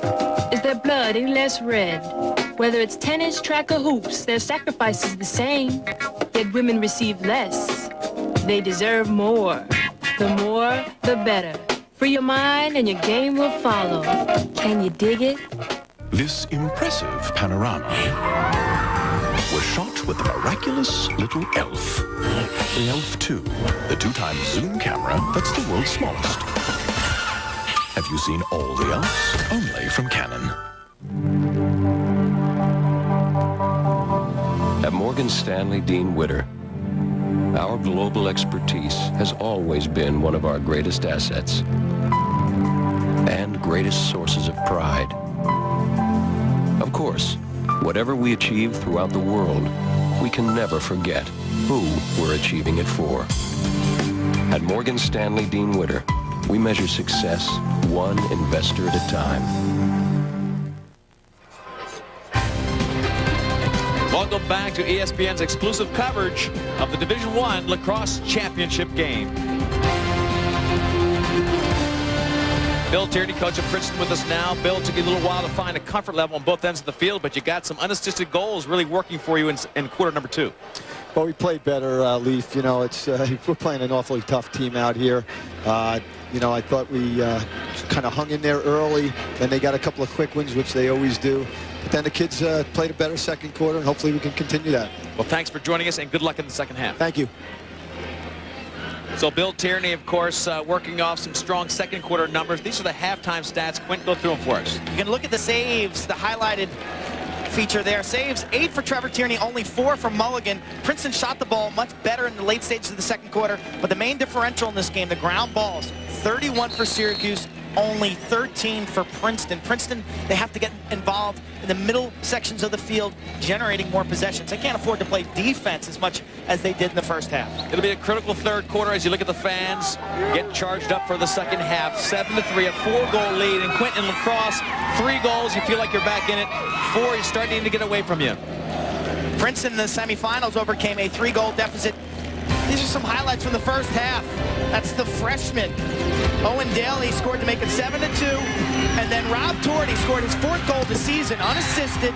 We talked about how the Syracuse defense got caught on their heels a bit there. Late stages, 3 unassisted goals. And I think they'll need more of those type of goals. They can only ask Trevor Tierney to do so much. They need to get more repetitions, get the ball to Josh Sims, let him isolate one-on-one, draw some fouls, get some shots. That will open things up for the other players. Strebel from behind the net has really been throttled. So it'll be a one-on-one look probably for Princeton if they continue the effectiveness they had in the second quarter. This is Bassett again, the vacuum cleaner off of Syracuse's face-off. They are so strong, but look at St. George immediately in trouble. The good ride of Strebel almost took the ball away from him. St. George across the field, giving it to Ryan Powell. Ryan Powell energized with the thought of getting his first championship ring. Damian Davis playing defense, tried to get the finalizer, couldn't get his foot up. Davis all over it. Ryan Powell trying to start up the quarter with a finalizer and could not get the best of Davis. The freshman holding his own against the senior. Davis, a physical specimen, 6'2", 200 pounds, quick feet, and smart, intelligent position player. Coyote out front gives the ball to Kaufman. Two explosive shooters, joined by Devin Darkangelo. All three of these guys can put the ball in the net. Coyote. This is, though, Kaufman trying to look for Coyote in the middle. Banks to Springer. Farrell working on him. Springer big and strong. Inside, he'll have a shot. Just misses. Backed up by Liam Banks, and he's got rope. 4 goals for Liam Banks. The sharpshooter, Liam Banks, on the far side. Springer taking his game to a new level, known as a time and room shooter. He just feels empowered to go to the net. Here he is, running through Farrell. I'm not sure if that was a shot or a pass. Regardless, Banks was there on the backside. Here it is. Watch. He defeats his man here. You'll see Banks sneak into that space on the far side. He fills the space, and with a very little angle, the quick release beats Tierney to the post. Springer and Banks. Banks has 4. Springer with that assist. Banks has been the story, and Ryan Powell distributing down the offensive end. And again on the faceoff, Searcy to Bassett. They've done it all year. Nobody has been able to slow them down. So incredible to get that quick possession after you score. It really wears out a defense. It's Chris Searcy and company, because Bassett and Seglia, they have scooped up over 200 ground balls this season. On Springer. Liam Banks, number 3, with Ryan Mollett on him now. They keep shifting some of the matchups down on this end of the field. Tim Burns to running makes Stuart Smith. This is Burns here. Number 8 is Tom Hardy. Hardy making a move up top. He's got the matchup with Kyle Balger. The midfield for Syracuse, they've only scored 1 goal. Remember, Josh Kaufman, the only midfielder, and when he scored, he was really in an attack position off that fast break. Burns tries to draw the double. He does. He gets Lieberman way up top, and Lieberman does a great job of getting the ball on the ground, but backed up by Hardy. Balger stayed off of the challenge, and Hardy got it easily. In close, bouncing wide by Ryan Powell.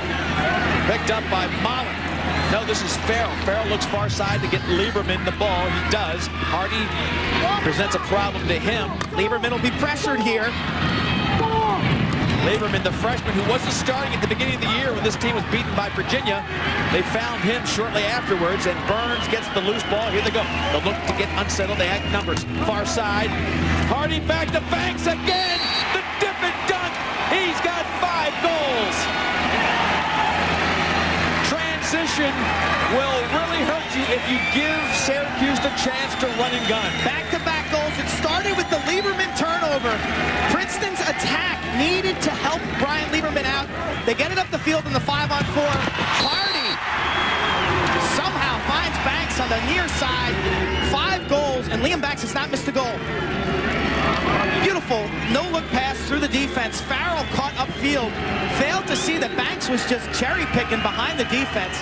They convert in transition. 2 in a row for Banks. 5 goals for that man right there. And there's the cheering section. They know where the money is. The money's in the Banks. And, folks, he's been putting the ball in the net all day long. Again, Searcy gets it out to the wing, and Bassett brings it down. It's almost scary, the efficiency they have on their face-offs. It's really scary because Princeton knows exactly what Searcy and Bassett are trying to do, and yet they can't shut him off. You know that wing player is responsible for making sure that Sam Bassett doesn't get the ball. The fact that he can come into the wing and scoop it is really amazing. 156 ground balls coming into this game. A dramatic number, folks. The only one in triple digits on the team, and he's well into that at 156. Again, Syracuse lining up their offensive arsenal. Coyote Kaufman on the near side. He'll be probably playing attack next year. We talked about that. Torney playing tough defense on him. Coyote launches one. And Trevor Tierney, when he's had a chance to see the ball all weekend long, he's made the sensational saves. He'll make the ones he can see. You've got to beat him in transition. A well-placed shot by Coyote, but Tierney back on his line. He's not getting fooled. He's seeing the ball, and with those quick hands, he snacks that ball out of the corner. Strebel going behind the goal. Hartopoulos said, you got it, Bill. That's Billy St. George, and Mulligan barking out the signals of the slack. The first solid possession for Princeton in the second half, and we've almost played 5 minutes. Mulligan really surveying the whole defense, making sure he likes the matchups.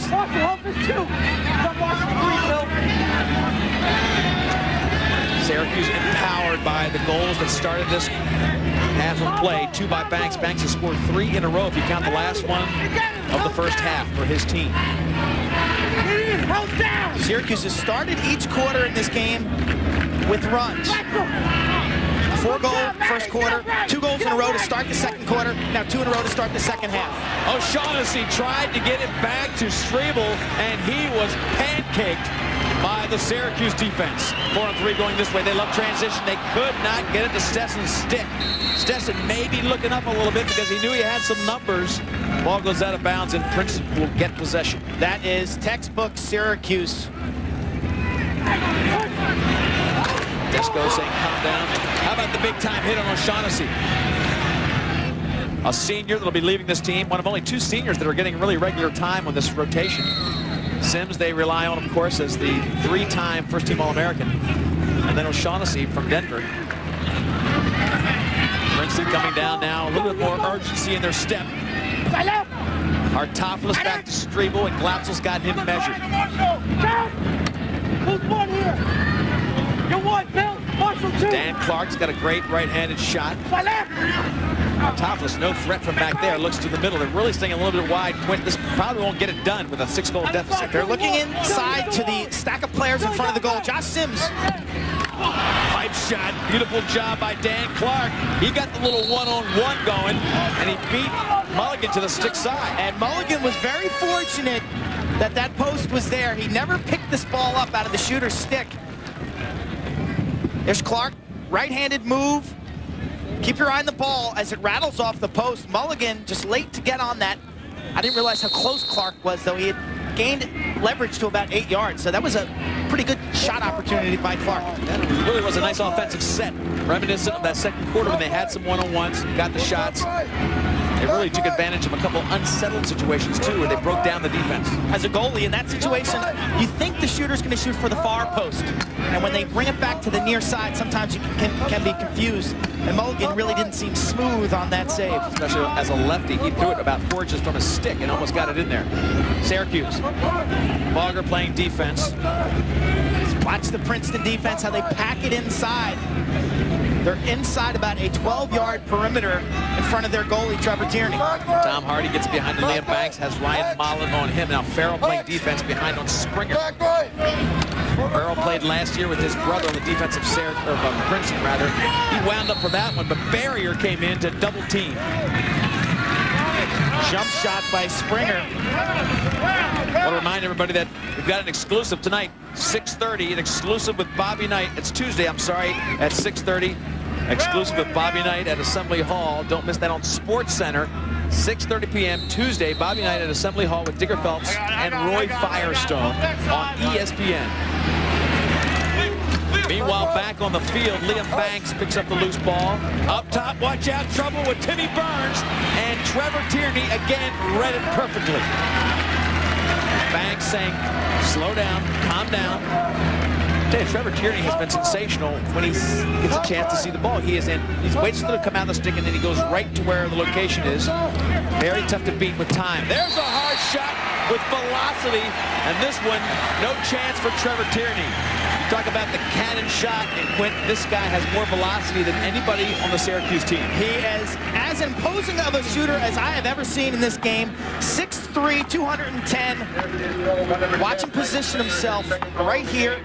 With the time and room, Princeton's defense steps upfield. Springer can set his feet and unleash the stealth bomber. Here it is from close range, and you really have to feel for Trevor Tierney. These Syracuse goals have all been within about an 8-yard to 5-yard radius. 10-3 the score, a 7-goal lead. It's falling apart for Princeton, an overachieving team that beat the defending champions in the semifinal game.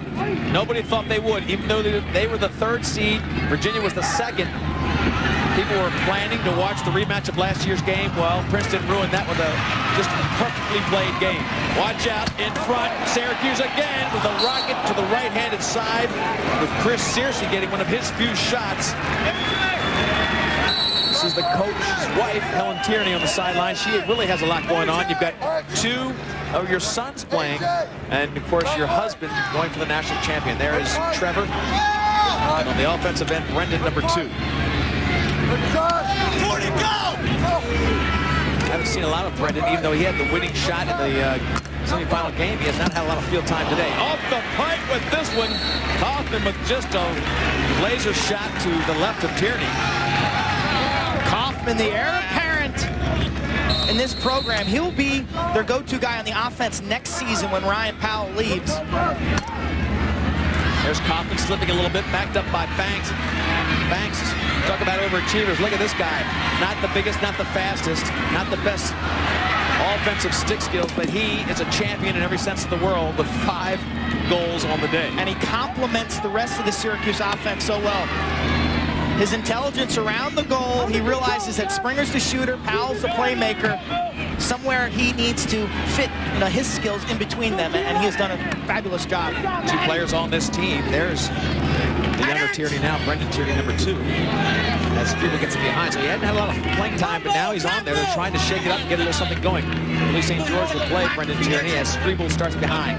Glatzel's done a nice job containing Strebel. Get up right!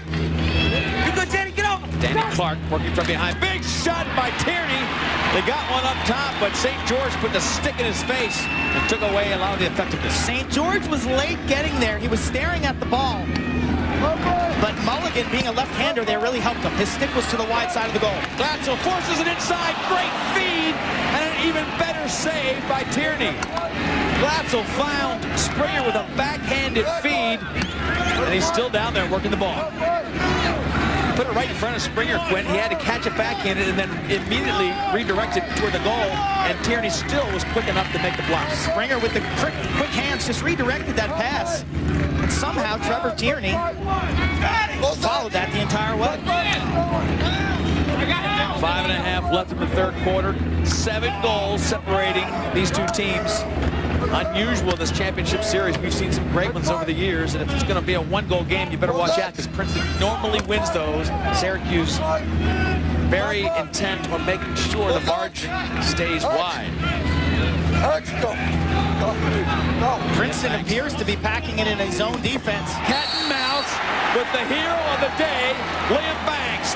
The defense, Farrell, was caught on the front side. Liam Banks waited, and then drove left to get his 6th goal. Again, a little dip and dunk. He's got such a crafty shot. Banks and Farrell, cat and mouse game behind the goal. Banks just beats him to the post and beats Tierney from close range. 6 goals for Liam Banks. Farrell caught between the post and Banks. I'm surprised Farrell went to the left. A lot of times you can sit back there for a long time. It's almost better to wait before you make a commitment. Farrell committed left to his left, which made Banks have an easy target on the other side. Artopoulos picks up the face-off. Finally, Princeton gets one off the draw. Liam Banks is within 1 goal of tying Mike French of Cornell in 1976. Mike French scored 7 goals in a championship game. Right now, he's tied for 2nd with Jeff Cook and Al Rimmer. Tremendous day for him. Odds-on favorite to be the MVP of this game. With all the focus on Ryan Powell, you knew somebody had a chance to step up. Springer gets all the attention with his hard shot. And here's Liam Banks doing everything perfectly to build an 8-goal lead for his team. Pushing it in close, a check. Here's Sims, and he finds the net.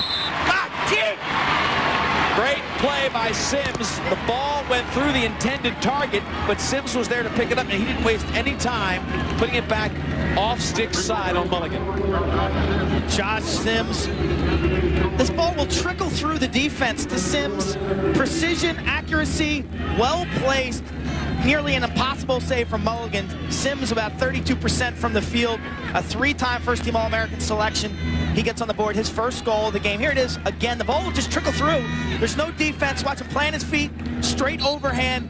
You can't ask for better location than that last shot. It was great, and he stops a 4-0 run, but here comes Siglia off the faceoff. Again, Syracuse doing a great job with that wing play. This time it was Siglia. Most often you'll see Bassett come down there, number 28, and get it. Come down, Ryan Mollett matched up on Banks. He's been a problem all day. You've got to love the energy that Joe Siglia brings to this sport. He lets it hang out on every single play. Playing a little bit of a zone defense here, Princeton, just trying to keep Syracuse out. You've got to flush Ryan Powell out here. You can't let him sit and feed. He'll eat you apart. Well, they did a great job of squeezing him from both sides. Mollett came one side, Damian Davis came from the other. Ryan Powell had to turn very quickly, and he overthrows the intended target. Goes back to Princeton. You've got to flush him out. I've seen Powell have 7 assists against the Loyola team that tried to use the same type of zone defense. He'll sit back there behind the goal and just pick you apart. Syracuse, they'll get into their cutting game, and Banks will cut the crease. Springer will play on the wing. Flush him out with one player and play a zone behind that. Pretty gutsy for Princeton to even think about a zone. You're down by 7 goals. Trying to slow the juggernaut offense of Syracuse. Timmy, go with him, Tim. Tierney, a little pressure. Liam Banks really riding hard. Brad Dumont, young freshman on the first midfield with Sims most of the year. Dumont and Daly. They're in the mold of a Josh Sims. They're out of Maryland private schools. Good speed, nice size. Dumont's a little banged up right now, playing with a sore hamstring. He's not at 100%. When he is, he can go to the goal for himself. This midfield has Ryan O'Shaughnessy in there as they try to put Sims on attack. Sims in the middle asking for the ball. There's a shot from the wing. Owen Daly just putting all his body behind that one. They've got Sims in the middle working from the attack position, number 4, drawing a lot of attention. That's Daly, the freshman. This is Hartopoulos, who would rather finish than carry. Oh, Billy Adam, snap, man, here you go. Look at the pickoff by Timmy Burns. Just gets right in front of the offensive player, and Burns has some numbers. Looks for Springer far side, and then goes right back to Tierney. Tierney now can start his own fast break. Gives it to Sims, who came down to play defense. Sims goes through 2. He'll have some number advantage of his own. Syracuse quick, though, to shut off Sims and make them get back in their wide spread offense.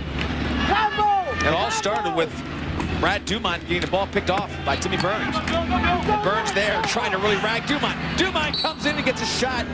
Burns is gassed after sprinting 80 yards upfield and then 80 yards back. Good look at Dumont. We talked about him being one of the freshman stars. Dumont and Daly, you're looking at Daly right now, dislodged 3 guys that were on the first midfield for various reasons last year. They're now in the second midfield. Guys like Torty who have been there, and they're very solid players. They were losing their position to the young talent of a Dumont and a Daly. This Princeton team redesigned by that man right there, Bill Tierney. He created this program 1988. He was an assistant at Hopkins, took the Princeton program over. Said 5 years, I'll get you to the championship. He delivered. He delivered 1992, 94, 96, 97, and 98. And that's his son in goal. First year they were last in the Ivy League, and they just stepped up each year. They've been first or tied for first, maybe no worse than second for the last 12 years. They've won 31 straight Ivy League games. The score now, though, 11-4, a little bit indicative of the giant killing that they did in the semifinals, beating the defending champion Virginia team. Everybody wanted that matchup. Well, Princeton had other thoughts. Virginia had beaten them soundly earlier in the season. What a job Bill Tierney did to have his team just control the entire game. Never got to with with more of a 3-goal margin between them and Princeton. But right now he's got Syracuse to contend with, and Springer with a little backhanded shot. But the defense is all over it. Look at Princeton swarming the ball. Farrell, Damian Davis, but Liam Banks tries to cut off the angle and does. Davis, great athletic ability, gets around 2. Now Banks again calls problems. Davis to Strebel. Less than a minute in this third quarter. 7 goals separate the teams. Josh Sims pushing in, and he'll draw the foul. And that'll be the second holding violation against Marshall Abrams. And there's some disbelieving Syracuse defenders, including Robbie Mulligan. Sims sensing the urgency of every possession with 34 seconds to go here in the third. Strebel will kick it behind the goal. Sims puts the afterburners on, and the hooking violation by Abrams. Sims held his stick a little right there to help the officials with that call. Made it an easy call for the refs. Sims has been getting the motion to his left. It looks like they're overplaying his right. He's been beating the defenders. Abrams and all the guys are really taking away his right-handed drive. That's what they fear most. And he's had a lane to the goal with his left hand. 0 for 3, the Princeton extra man. Oh, good stick check to put it down on the turf by Jay Abendroth. Harrington to Strebel. Backside is open. There it is. Into the middle. There's a shot and a goal. Tierney comes up with a big goal. Brendan Tierney gets goal number 5 for the Princeton Tigers. Brendan Tierney from Harrington from Sims.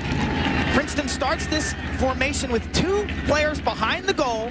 They rotate up into a 3-3 set. Sims down low to Harrington, kicks it inside. Brendan Tierney. That is a replica of a goal they scored late stages of their semifinal upset over the University of Virginia. Brendan Tierney making it happen on the inside. High percentage shooter from close range. Athlete of the decade for Mercer County in New Jersey. According to that area, a pretty strong player, and he's showing his worth right here. Bassett, hard shot right into the stick of a waiting Trevor Tierney. Sims with transition as time winds down. So that's why Bassett cranked it up, folks. No time left, and he put intense pressure on this man, Josh Sims. He has assisted and scored in the last 2 goals of the game to put Princeton within 6. Can they come back against the great offense of the Syracuse Orangemen? Come back, find out. All right, suckers, ears up, minds open. Mrs. Jones is transmitting. Why are our sisters making less when they're busting their butts to the max? I'm speaking of pro women athletes. Are they playing any less hard than the fellas? Is their blood any less red? Whether it's tennis, track, or hoops, their sacrifice is the same. Yet women receive less. They deserve more. The more, the better. Free your mind and your game will follow. Can you dig it? How do you measure success?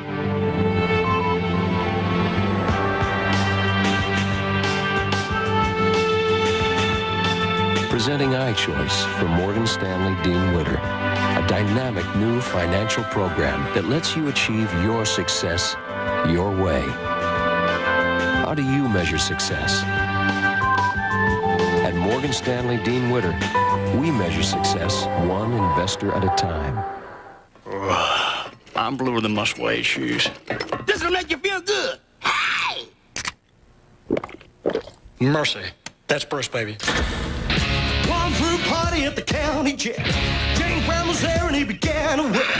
Willie Nelson sliding on his own 6-string. Coolio was dropping our hip-hop thing. Let's run. Everybody, let's run. That's right. Everybody in the wholesale block who's dancing to the jailhouse rock. Here's some food for thought. A little bit of guidance from the citizenship through Sports Alliance. When you're on the field, keep one thing in check.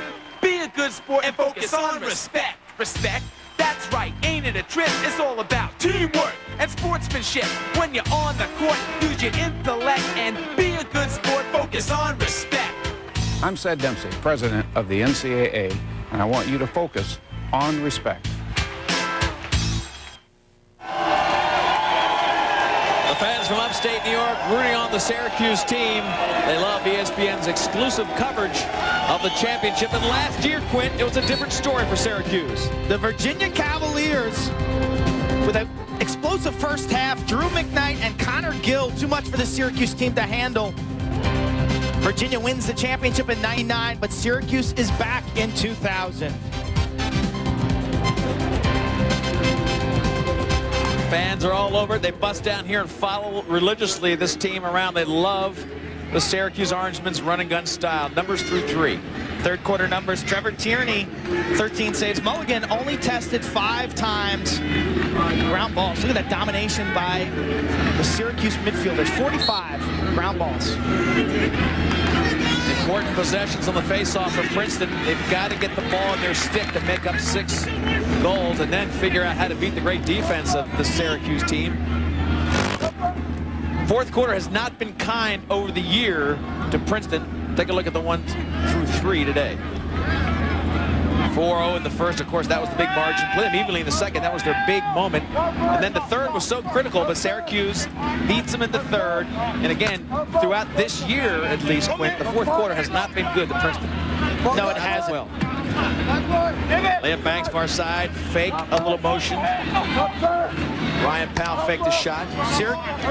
Syracuse in an offensive circle here, spreading things out a bit. Princeton in black, of course, Syracuse in the white with the blue shorts. D'Arcangelo coming in. They're definitely taking some time off the clock. This is something that Princeton would do in a second. Hard to stop shooting, right? Ryan Powell, 3 points away, I believe, from beating his brother as the all-time leading scorer at Syracuse University. But still, for the good of the win, pulling back. He's coming in now, and a shot, and he gets the goal. Ryan Powell gets his second of the day.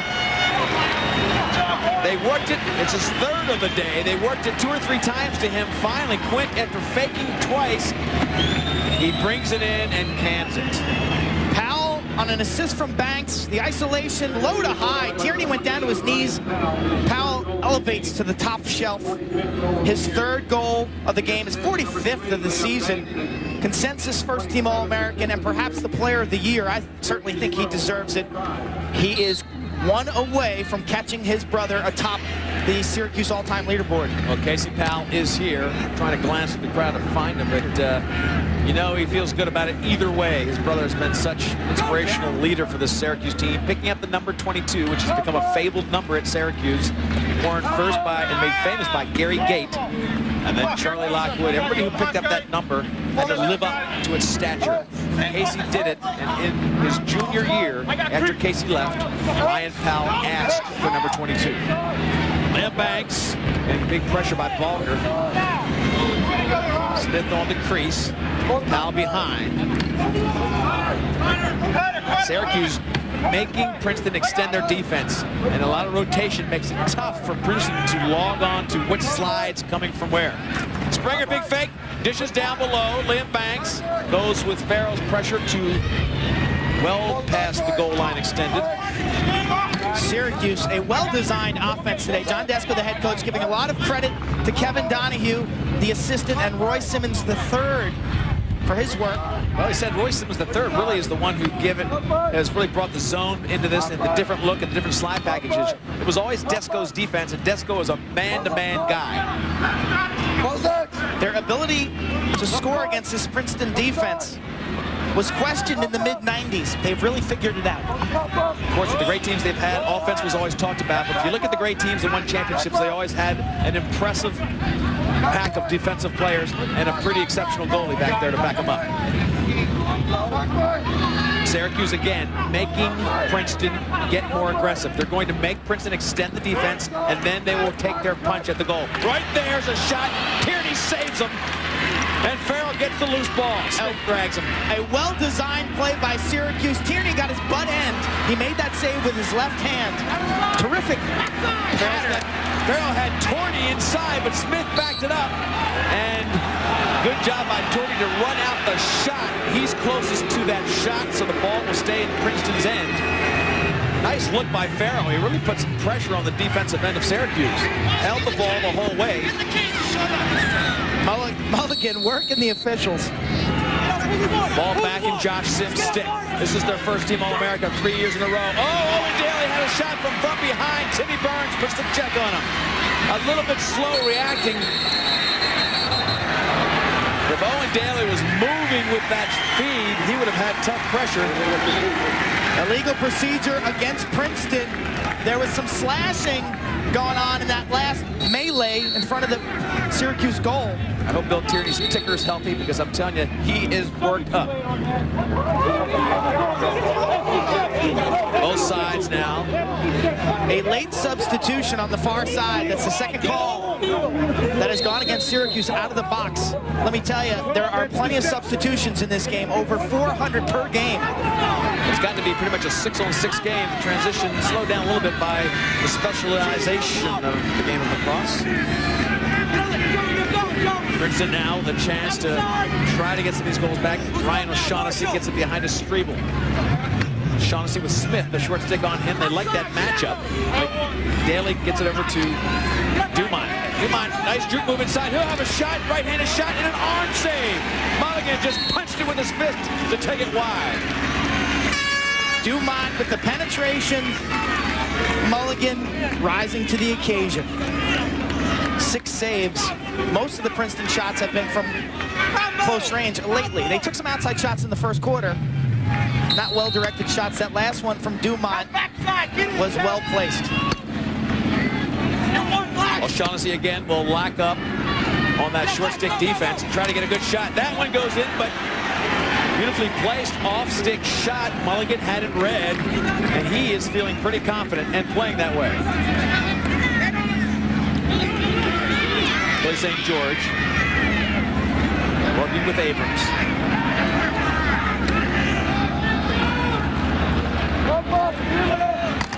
And now Syracuse, with only 10 minutes left in this game, a chance to get their 7th championship. Delayed call coming up against Princeton, an offsides violation. 30 seconds. We will see the Syracuse extra man. Ryan Powell 1 point away from tying his brother Casey atop the Syracuse all-time scoring list. And Liam Banks, 6 goals, 1 assist. He is 1 goal away from an all-time final immortality, tying Mike French with 7 goals, a great shooter from Cornell in the 70s. 6-on-5 now for Syracuse. They'll have the opportunity to take a few clicks off the clock before they try to get it past Tierney. Working it down to Liam Banks, but the ball was knocked out of bounds beautifully by Armand Graham. Take a look at what Ryan Powell says about coming to this school. He had specific goals in mind. When I signed my letter to come to Syracuse University, you know, that was my goal, was to win a national championship, and that's been on my mind and pushed me every day that I went out to practice. But my fingers are still bare of that ring, and, you know, that's what I'm shooting for, and that's why we're back in College Park again this year. So the thoughts of the leader of the Syracuse team in his final game as a collegiate player, following the footsteps, the big footsteps of his brother Casey, a chance to eclipse him no worse than 1-2 the all-time scoring list, and that is pretty impressive. And he has grown into his greatness. When he was a freshman and a sophomore, he was willing to step back and allow his brother to dominate the games. Princeton with a hard shot, can't get it to go. Dan Clark put it on Mulligan. Look at the ground ball work by Glatzel. Ground ball's dominated by Syracuse and Quint. Normally that'll get you a W. And it's their long stick players scooping up so many of them. Dish inside. Powell's got a chance for one, but he rips it off the pipe. Powell peppered the pipe on the pass from Seglia. Peter Piper was there too. Incredible push, and Tierney just stood his ground. Torty on the offensive end. You know, opposing teams would hate to know it, but guess what? Next year at Syracuse, the third Powell brother is set to start his career. Mike Powell, 5'8", 160 pounds of quickness, ankle-breaking moves. He was a senior at Carthage High School, which is very upstate New York. It's way up there. They didn't play lacrosse when he first started. He was the only one in town with a stick, Casey said. Now they are all trying to be the next Casey Powell. 2-1 white backslash for what? 2-1 this program. 1 minute personal Foul on Syracuse. Timmy Burns, a backslash, 1 minute violation. Looking at Ryan Powell right now, though, as he gets to celebrate this moment. Normally, these championship games are a lot closer.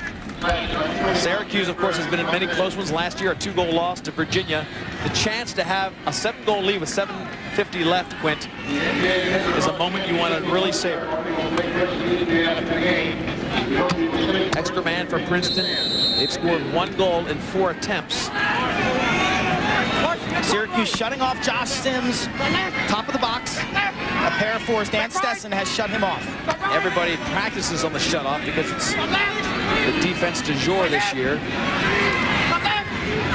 Artopoulos in the middle. Kenny takes the shot, but stick side on the left-hander, and he just picks it right out of the air, trying to get it to Stessen, who is locked up on Josh Sims. Stessen can't get it cleanly. Sims wants a piece of him. Stessen finally comes up with possession and give it to Springer. Mulligan, razor sharp. Knowing that Kenny has that outside shot, he was ready. He saw it the whole way. Not only did he make the save, he caught it. 8 saves from Mulligan, 3 here in the 4th quarter. Ryan Powell working on Damian Davis. Coyote. Great career he has had. We haven't talked about him much tonight, Quinn, but he's gotten a lot of attention defensively. A sensational midfielder playing his last game, Matt Coyote. Matt Coyote, versatile, a player who improved drastically. Look at Ryan Powell trying to pull his way into the all-time record. Liam Banks following up, looking for Powell. Fishes it into him, but they can't get it. He was double-teamed. They still tried to force it in. Referee being pleaded to by Ryan Powell, saying, look, I was being hammered. But it was good defense by Princeton. Ball was out of bounds on Princeton, so Syracuse will maintain possession. Banks got clobbered in the head, was looking for the call, lobbied the officials. The double team on Powell, the only way you can stop him. Far side Mollet with the cross check. Still got the shot up and a good save by Tierney, kept it there. But watch him back into the crease. If that continued, he still put pressure on the team. And here they are back to a 6-on-6 situation. Princeton's going to have to gamble, Quinn. They've got to come out and extend themselves and challenge the ball. Springer's underneath. Ryan Mullen picks it out of the air, gives it to Damian Davis, or gives him a chance to pick it off the turf, and he does. Great play by Mullen. Brings it up, looking for distribution. They're shutting off Sims again. This Princeton defense is going to be a handful next year. They return all 3 starters. Mollet will be a senior, Davis a sophomore, and Scott Farrell. They're coming together as a unit. Trevor Tierney will be back in the goal. So well, what a great job they did this year. They graduated everybody last year. They graduated 3 senior All-Americans. They graduated their goalie. Tremendous defense, one of the best ever, and they all graduated.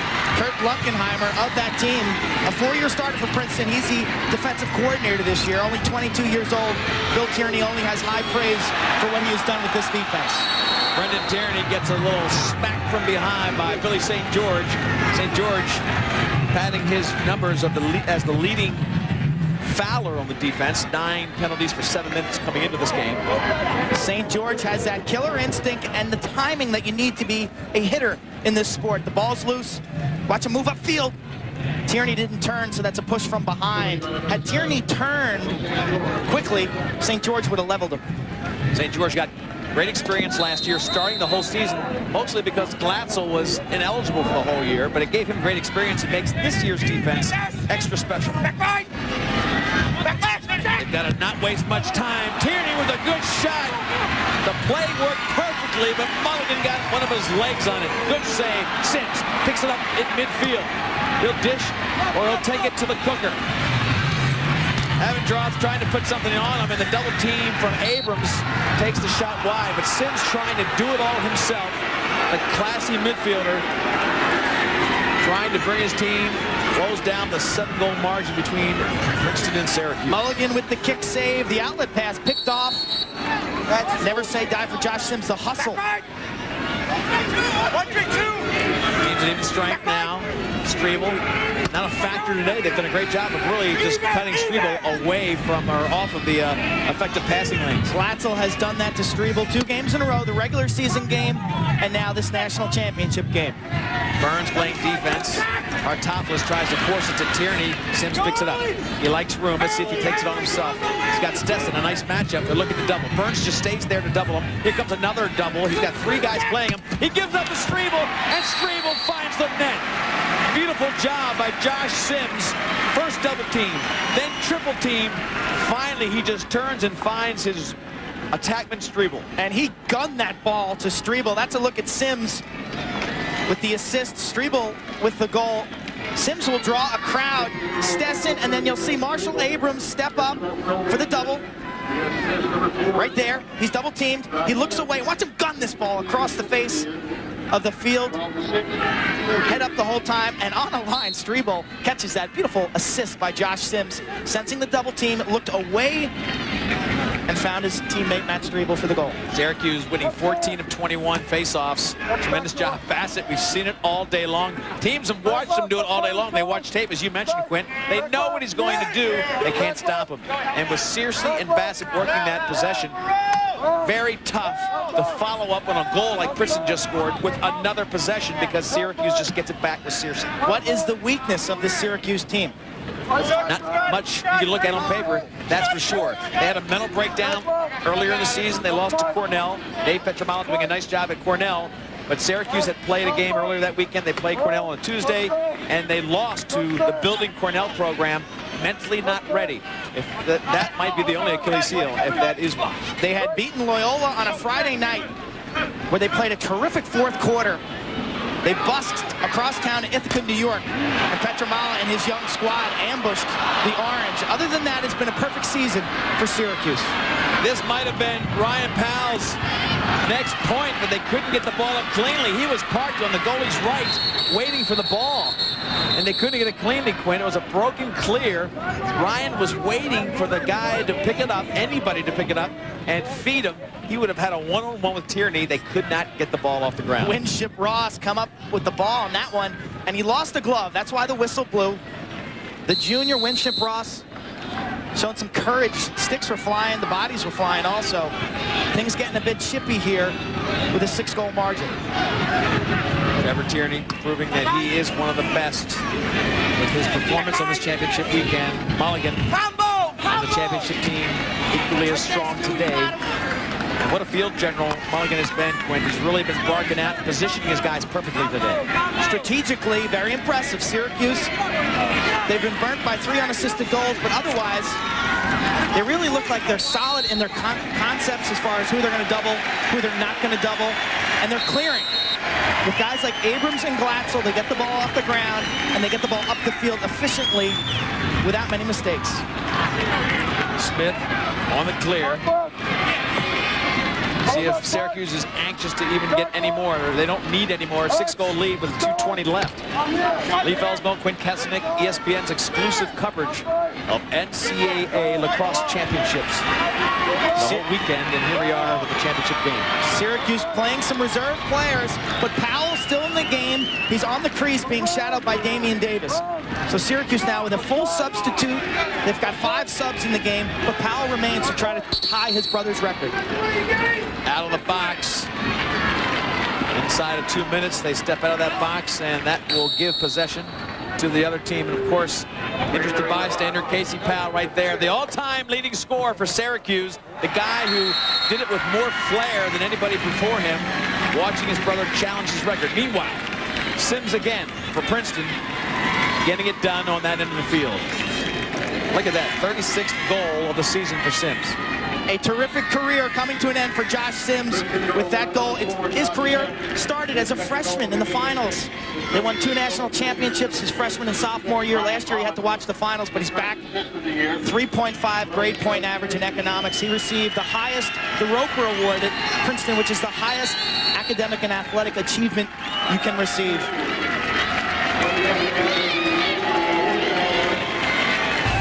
Casey Powell enjoying his team's success. We'll come back for the final moments of the Syracuse championship.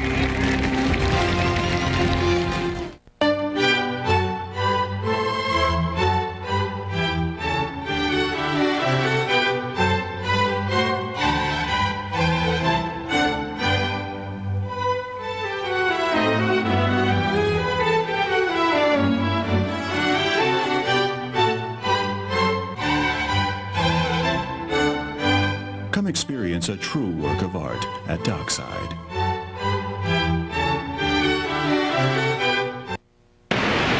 This is a public notice. Apple Chevrolet Oldsmobile is conducting a 45-day test market volume selling pricing program that can literally save you thousands. Every new Apple Chevrolet and Oldsmobile will be clearly marked with Apple's absolute lowest price. No hassling, no haggling. The super low price you see, you get.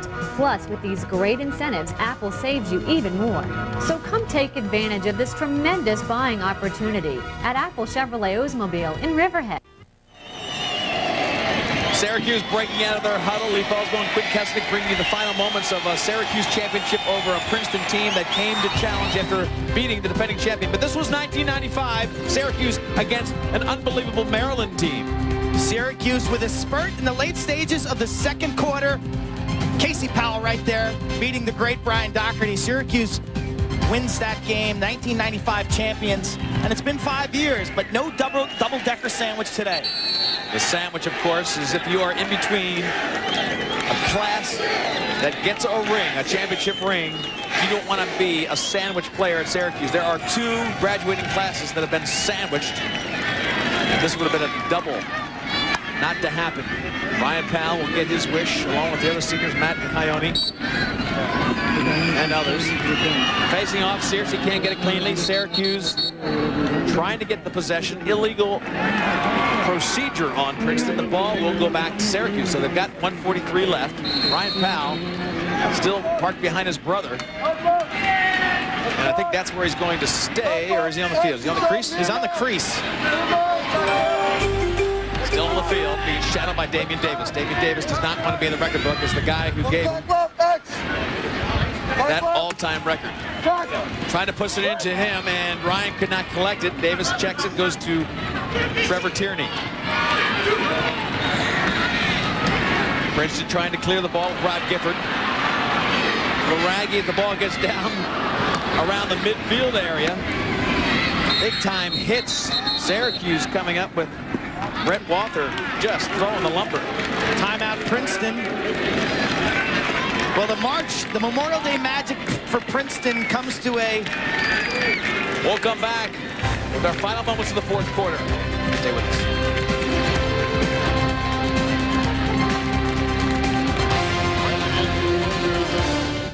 If you're ready to lose weight, muscle up, and get back into shape, I've got a free video you're going to love. Introducing a winning fitness strategy. You got to eat healthy, drink plenty of water, and most importantly, strength train with Bowflex. Strength training adds muscle. Not only does your shape look better, you actually increase your metabolism, so you end up burning more calories. Strength training these days isn't just for men. It's great for women, too. And Bowflex is designed for both. It's even been called the best home gym by Fitness Magazine. Use as little as 5 pounds to more than 400 pounds of resistance. Follow our 6-week fast fat loss program or create your own from over 60 different health club quality exercises. Bowflex is easy to own, and it fits in any room in your house. It comes with a 6-week guarantee on results, and you can finance it with no money down and payments as low as $33 per month. Hey, I'm 41, and I'm in the best shape of my life. And I can tell you, Bowflex really does work. For a free video and brochure on the machine that can help you get into great shape at any age, call right now. Back at College Park, 12-7, Syracuse comfortably aware that they will be this year's champion. And of course, the only thing in question now is, will Casey Powell be the all-time leading scorer? This is the 4th Powell right in front of him. Ryan the 2nd. The next one will be enrolled there next year, number 3. But they're all chasing Casey Powell, who now is the all-time leading scorer. Ryan right behind him. Look at that, 1 point separates. And Ryan had to play with him in his shadow the first 2 years. So you got to credit this family with an incredible work ethic. Casey with the flair, Ryan with the get-it-done attitude a little bit more. And now Princeton after the timeout. Let's see if they set up anything for the offense. Challenge Mulligan. And a 1-4-1. Syracuse extending. Goalie pulled. Now there's not pulled goalie. They're way up high, but they're not pulled the goalie. Backside of the net, that one does not go in. New goalie in the game. A lot of fresh faces for Princeton. Give them a chance to experience this Championship weekend at Bird Stadium. It's such a special atmosphere. Got to get out your scorecard now, folks. Joe Russell behind. Ryan Powell. Inside, he gets the assist to tie his brother. The only thing in doubt has been answered, and he'll just as soon leave it there. He tied Casey for the all-time leading score in Syracuse history. He did it with 18 seconds left, and the crowd of players in support of Ryan Powell cannot believe it. Fitting that they would leave it right there, Q. Leave them tied. The brothers, as close as you can get. They are locked together for life. Powell sprints off the field, embraces his fellow seniors. They will walk University with a ring. A resounding 13-7 victory. They get the ball off the field now. The referees have tossed that ball, and they're going to hand it to Ryan Powell. What a career, what a year. He put the pressure on himself. He averaged 6 points plus a game, and that's when he faced the best defender on everybody's team the whole year. Ryan Powell had to do it week in and week out, and he did. He answered the call.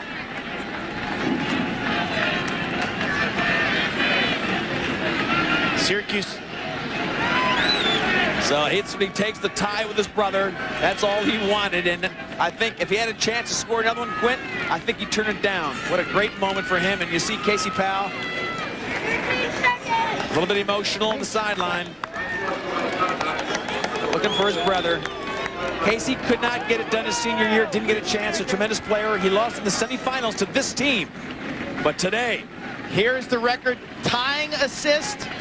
Tic-tac-toe. Princeton substituting the goalie. The reaction from the Syracuse bench and crowd, heartwarming as Ryan Powell sprinted off the field. What a great moment. Casey getting a chance to watch it. Seconds winding down. Now it's time for a team celebration. Coyote launches the ball, and here come the Syracuse Orangemen. Credit Princeton for beating defending champions to get here, but the Syracuse Orangemen have won 7, and the brothers are locked together, tied as the all-time leaders in scoring history at Syracuse. What a moment for Syracuse, the Powell brothers, and the legacy of Syracuse lacrosse.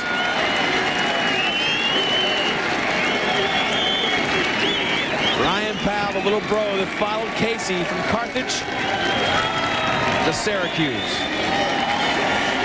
He had to score 6 points in this game to get there, and he came up big. Head, heart, and hustle, the motto for the Syracuse lacrosse team. All 3 traits exhibited today. A smart, as well coached a Syracuse team as I have ever seen. The hustle there with the ground ball play. These seniors sensed it, and they got it done. Powell Power, the legacy of Syracuse continues. You go back to the Kotz years, the early 80s when it started in '83. 7 championships for the exciting, electric Syracuse Orangemen. Just as Tierney changed the game on the defensive end, the Syracuse Orangemen have changed the game and maintained an atmosphere of electricity for offensive play. Memorial Day magic comes to an end for this Princeton squad, coming in 5-0 in title games, 5 championships in the 90s. They will be back. Bill Tierney and Princeton, they have a young team.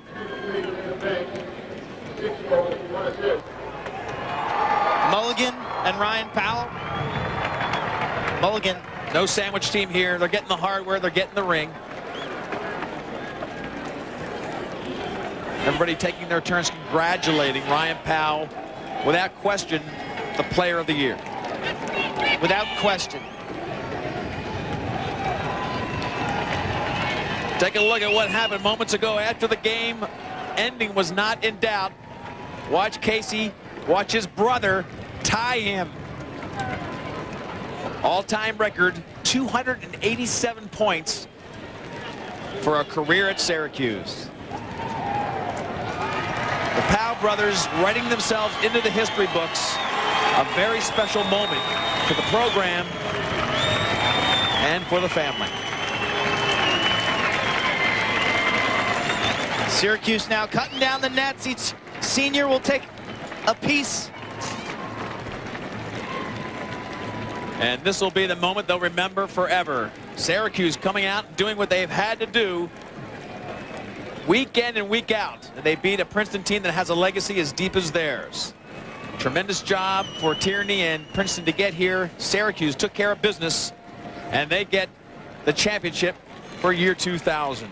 For Quinn Kesnick, I'm Lee Felsmo from College Park. The final once again, Syracuse 13 and Princeton 7.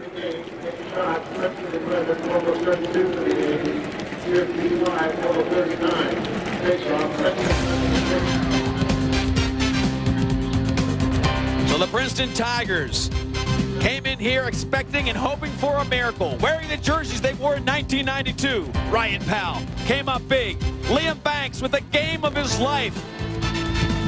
The defense so strong and so consistent, bursting the bubble of the hopes of Tierney and the defense of Syracuse. The heroes for Princeton, not to be enough today. Josh Sims trying to do it on his own, and the defense coming up huge time after time. The final would be Syracuse 13, Princeton 7. This has been a presentation of ESPN, the worldwide leader in sports. For more information, log on to ESPN.com, a part of Go Network, go.com.